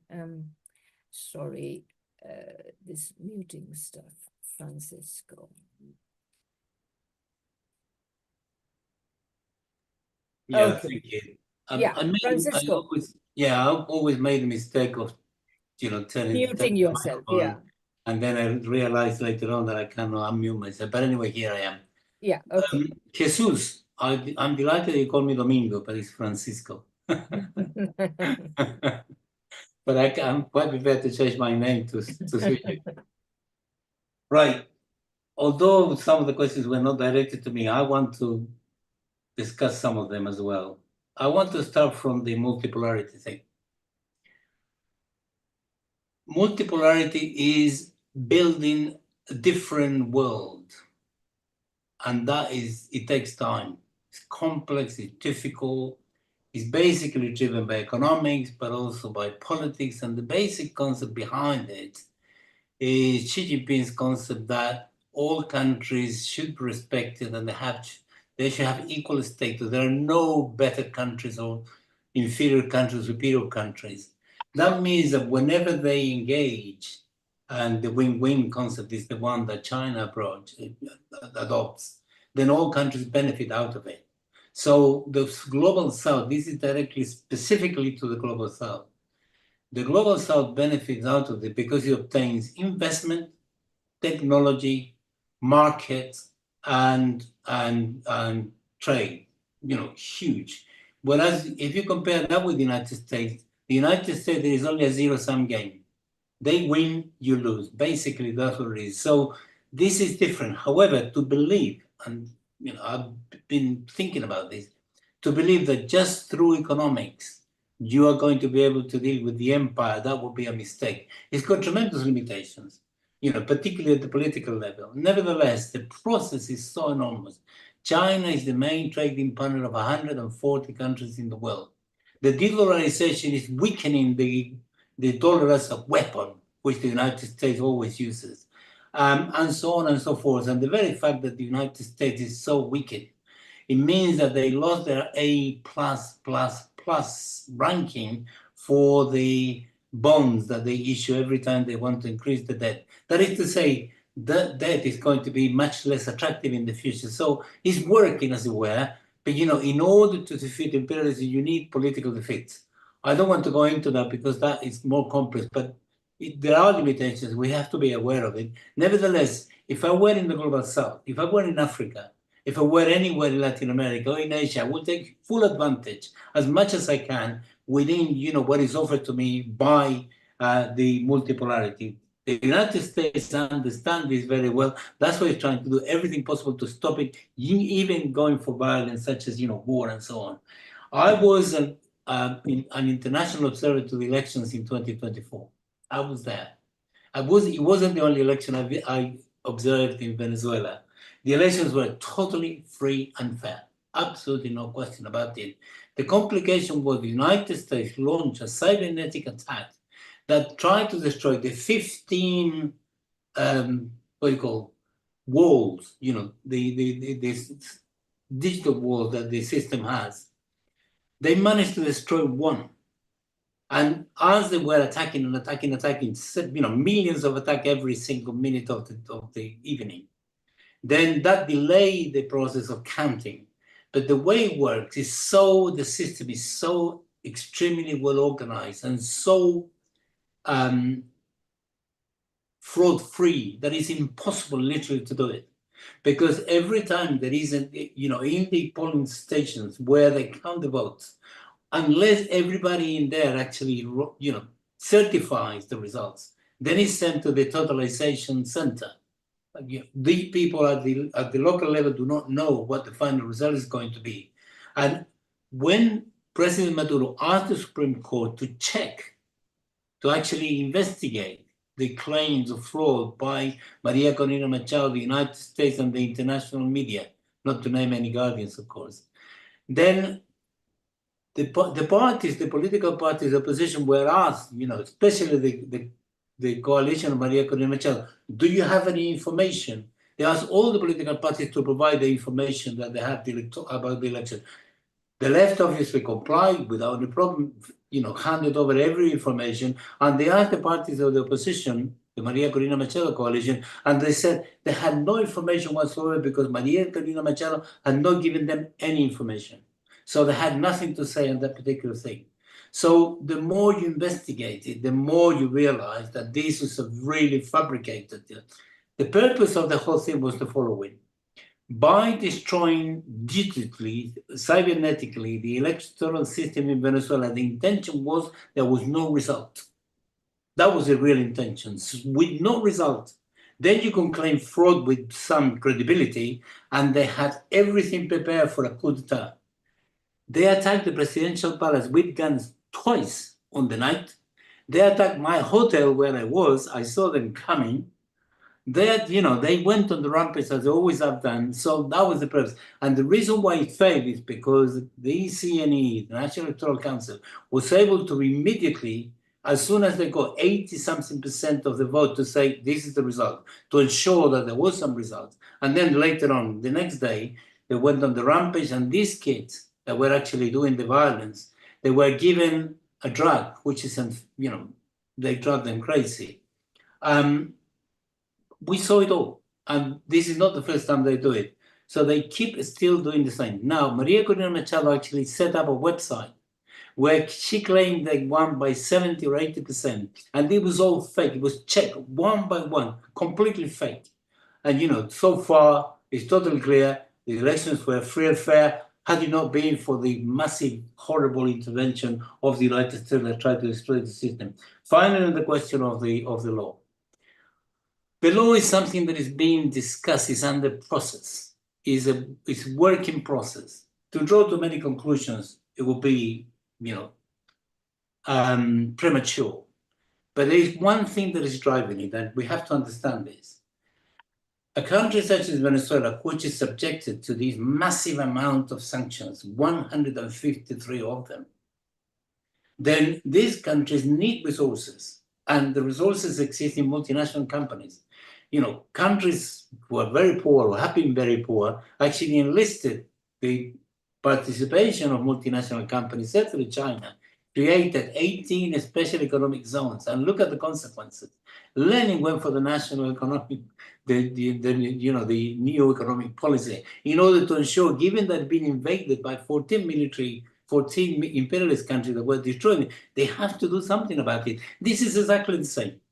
Cuba would like to have nothing but as much trade as possible with the United States. During George W. Bush, that administration, the trade between Cuba and the United States flourished. Where is the betrayal, for goodness sake? These countries are totally entitled to do this. And for as long as you remain in control, and the control means not necessarily of the specific company, this would be the wrong way to look at it. The specific is you have control over the state. Once you have a control over the state, then you might make decisions. And to encourage, for example, Chevron is one of the US companies that is being allowed by the United States, certainly by Venezuela, to invest in the oil industry in Venezuela. It's been to the benefit of Venezuela. Just now, Delcy Rodriguez announced that as a result of some of the negotiations, got $300 million that went straight into the oil, the oil industry. And Venezuela, regardless of all these massive gains it's made in the last period in the economy, the oil industry remain absolutely central to ensure that the social program continues. And that's why you have to revitalize as much as possible. 1.2 million barrels of oil a day is not good enough. Venezuela should be producing 4 million. However, between now and the next several decades, given the competition with renewables, the oil industry, and given that many of the countries actually have exhausted their capacity, their deposit, something like 80%. Venezuela, however, has billions of barrels of oil ready. It's got the largest one, so therefore it makes sense to say to the world, okay, if you respect me, under my conditions that we negotiate, we'll sell you as much as possible, and Venezuela will flourish as well. And that's what exactly Delcy Rodriguez is doing. Only a sovereign government thinking of their people will do that. Nobody else will. Great, Francisco, thank you. Maria, would you like to go next? And can you, let me just, where is Maria?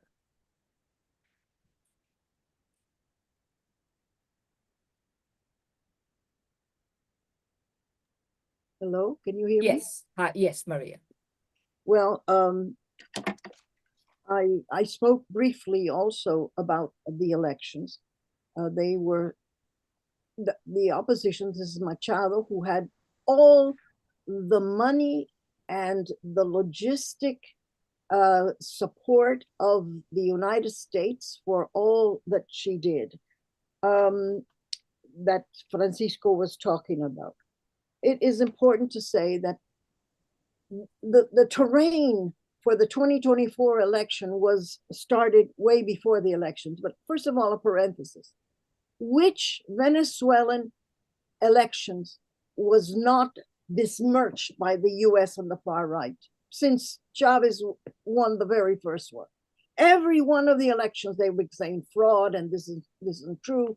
And so this was coming, right? But for the 2024 election, they built up this trying to manufacture the public opinion, which worked, by the way, saying that they were going to win the election by a landslide. And if they did not, it meant that Maduro committed fraud. So the thing was set to say that there was going to be fraud. They were the ones who were trying to do fraud. The other thing which they did, of course, was the intimidation.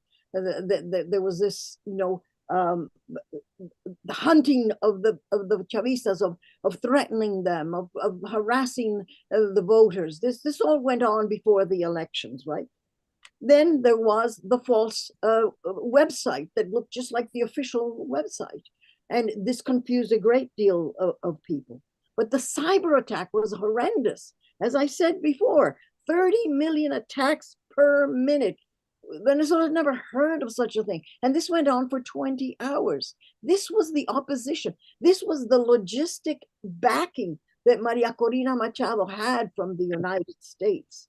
And then, of course, there was the whole business of the tallies, which was really ridiculous because never have all these tallies, in fact, been made public, weren't necessary.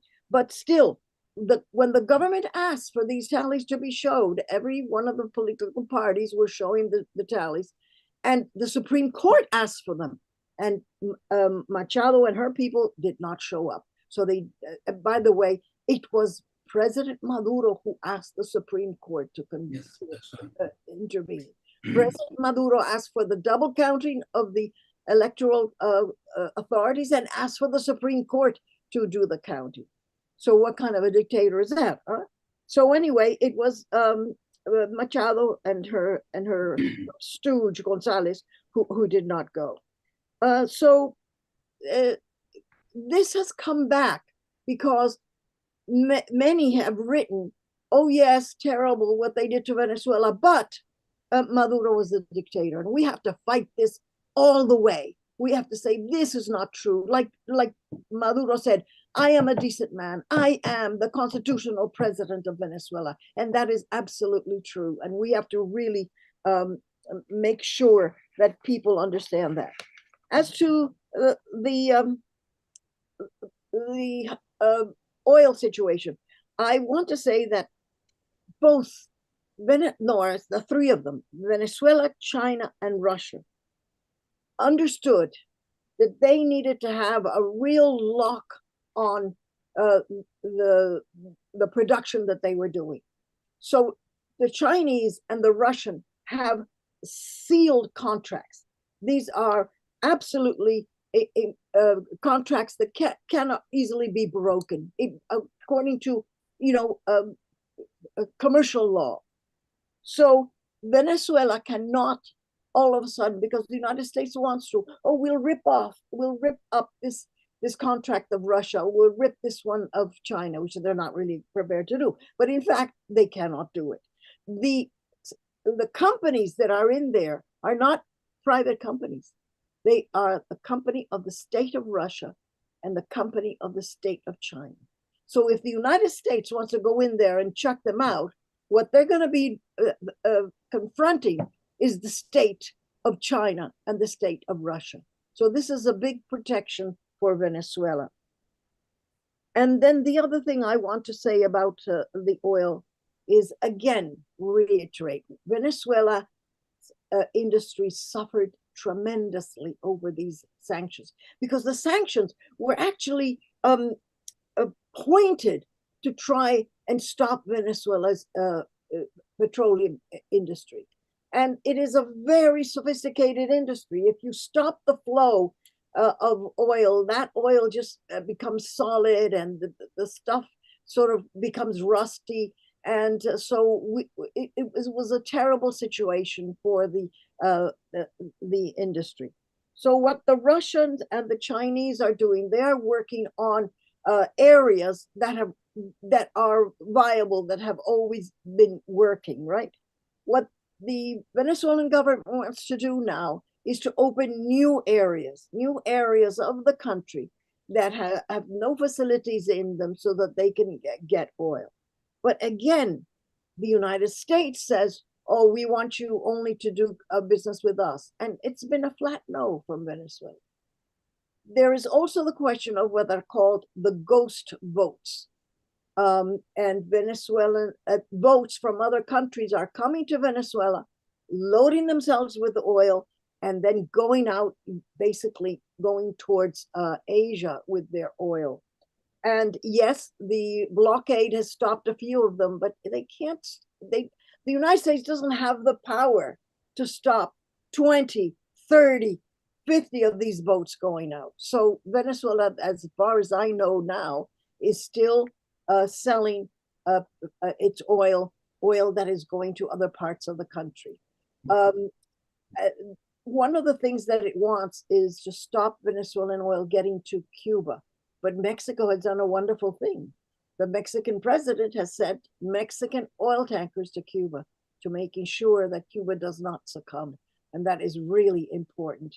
I don't think we've mentioned the backing of Mexico, which is really important. And also the backing of Colombia, which is, it has its characteristics, but Petro has said that if Venezuela is invaded, the Colombian army will fight alongside the Venezuelan army like it did in the 19th century against the invaders. And the other thing is that Lula, well, right now I feel really bitter towards Luna because he stopped us from becoming part of the BRIC. But I have come to pardon him because he has been a good backer of Venezuela at this point. And I expect that he also is saying a mea culpa. Nevertheless, although Venezuela is not a member of the BRIC countries, South Africa and Brazil and China and Russia have all backed Venezuela. And I have to say that behind the scenes, there's a lot of things going on with Russia and China supporting Venezuela. Thank you.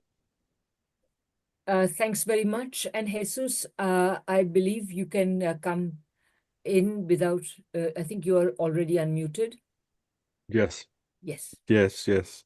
I'm gonna go in order of the questions. The first question was about sailing all to other countries, and that was already explained by Maria and Francisco.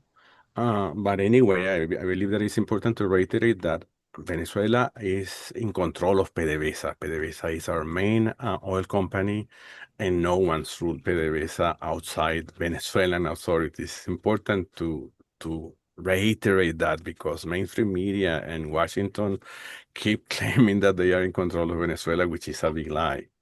And we have been sending oil to China, to Russia, and to Cuba also.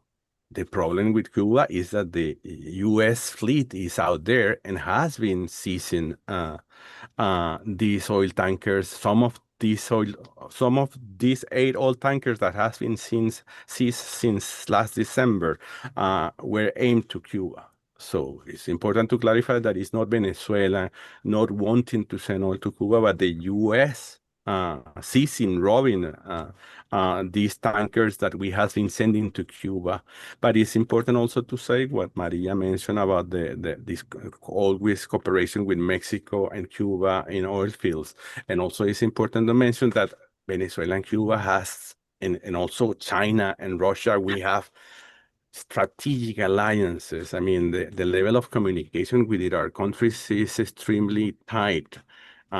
Close, and I'm pretty sure that with Cuba also, we will find ways to deal with this blockade.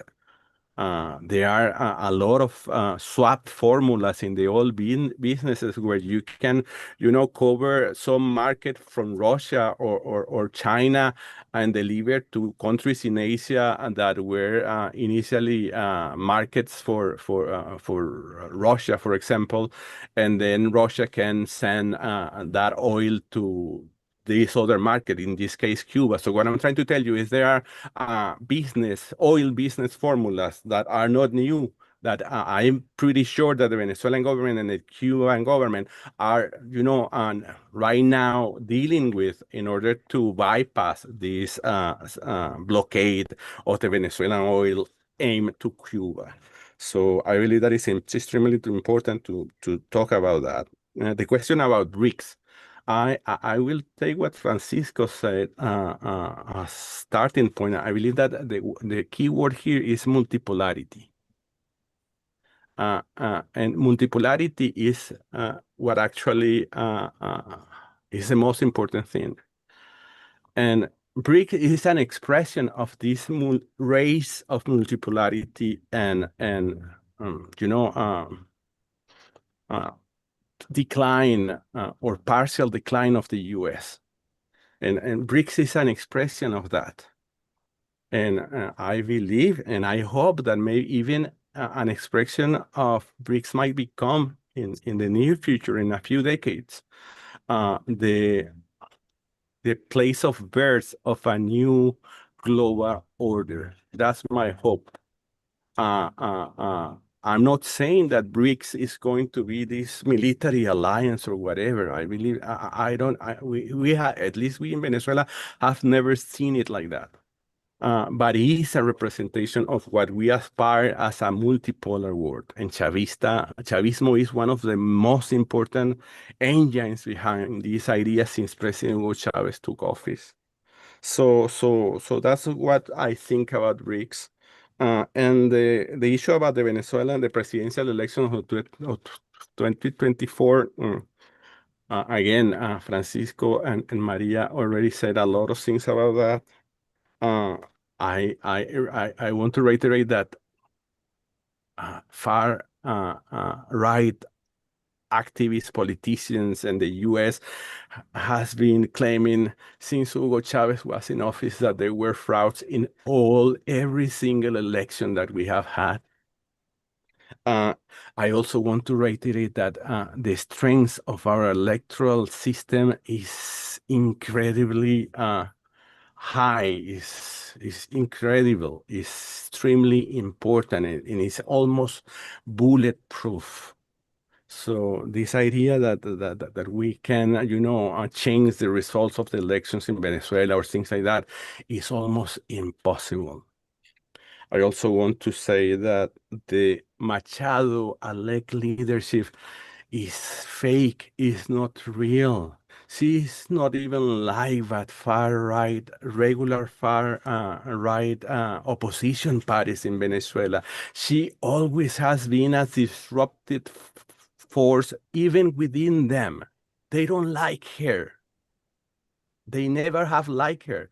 But they created this artificial idea that she was the new leader of the far-right Venezuelan opposition before the presidential elections of 2024. But it's a lie. And if you were here in Venezuela and you saw her final rally before those elections, and you saw the Chavista rally before those elections, you will know the difference. I mean, the rally that Maduro led just before the elections in 2024 was massive, one of the biggest I've seen.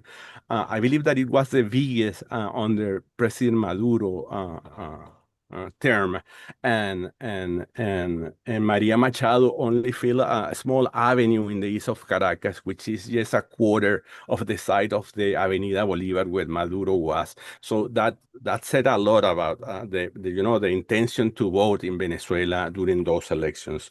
We have been in Orinoco Tribune, we have been a little bit critic of not the issue of the tallies, because that's an insecurity, as Maria said. The tallies in Venezuela are secret, that they never has been public, but we have criticized the lack of presentation of results online, which was an amazing tool that we have been having for decades, and that we did not have in this last election. But that doesn't mean that President Maduro did not win that election. And that what I'm telling you are not facts. And just to close that, actually listening several times President Trump talking about the lack of support of Maria Corina Machado inside of Venezuela is somehow reconforting, if you ask me, because it says a lot about the reality that I'm trying to tell you. I mean, she doesn't have internal support in Venezuela. She was a fabrication, and they didn't win the 2024 presidential elections. And I thank you all for being here. And I will add that it's important for us, not only for Orinoco Tribune, but for our International Manifesto Group, for the Venezuelan Solidarity Campaign, and all these other organizations to have support from you guys, not only emotional, moral, but also financial. So I invite you to help us with that. Un abrazo. Thank you, Jesus. Maria, I know you want to say something, so please go ahead. I have managed to unmute you. So I just have to say something about Maria Corina Machado. She is so despised. She did two things that I want you all to know. One, she started the use of criminal gangs because she couldn't get her own people to send their lovely high class boys and girls to go out on the street, right? So she started using criminal gangs to do the terrible terrorism that they did. Then later, she came up with the idea of using minors. Why minors? Because the Venezuelan laws are very lenient with respect to young people. Young people can't simply be put into jail or anything. So she got these minors. Some of them she paid. This is unbelievable with running shoes and Nutella because they like chocolate. And then when they were caught, the authorities realized that those who had committed the most heinous of the crimes, and they were minors, were drugged. So this is a woman who used criminal gangs and then used minors to do her stuff. She is truly a criminal, a very bad person who has never ever thought of peace in her life. And she, as Jesus has said, is despised even by people on the right, even by people who do not like the government. So I prefer not to speak about her, but today I did speak about her because she's so despicable. Thank you very much. Thank you all for your wonderful, wonderful solidarity, that this is the moment that Venezuela needs you. Thank you very much. thank you so much to all the speakers. I think this has been one of the most important webinars that we've had. And I should add that you can underline the importance of this webinar by the following fact, that we wanted actually to hold it much earlier, and we couldn't because our main speakers were so involved in various forms of activism around the issue of Venezuela that they didn't have the time. So we had to hold it now, and I am very grateful that we have held it now. I think they have been brilliant speakers. Unfortunately, I think this issue is not going to go away, so probably we'll be back at some point, but I want to thank Maria, Francisco, Jesus for amazing presentations. Just a quick reminder that our next webinar, Anti-Imperialism in the Sahel, is in 1 week's time. So please join us on the 1st of February, Sunday, at the same time as this one began. Yeah, I mean, I guess I could say so much more, but I will maybe just say two more things. Francisco, maybe could you please share again in the chat the document that you had shared? Because in addition to all the important discussions and points of fact and information that have been given to us, very important points of fact and information, there is a document put out by the government, the Bolivarian government of Venezuela, which is really worth a read. So please take a look at it. And for the rest, I would just concur with basically what all the three speakers have said, which is the most important thing is to oppose the criminal activity of the United States and the West more generally, vis-a-vis Venezuela, and for that matter, the rest of the world. Indeed, with all these discussions about what China is doing wrong and what Russia is doing wrong, are, of course, I mean, I'm not stopping anyone from raising questions. I think it's the right of everybody to ask questions. But I think the most important thing we have to realize is that if there's one thing from which the world is suffering most acutely, it is the fact that there is no progressive government in the Western world. I mean, they're all governments of various shades of the right. And I think this is the problem that most urgently needs rectification there. The world is suffering from the fact that the Western peoples have not made revolutions so far. And I think this is the most important problem. But thank you. It's shared here. The document entitled Chancelleria. So please download it. I'll leave it on for a bit.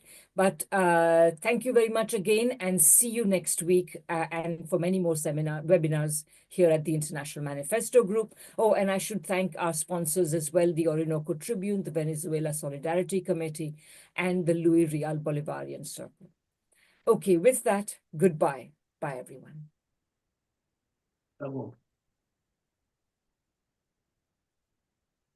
Excellent. Thank you. I'm just trying to save the chat, and yes, okay, bye again.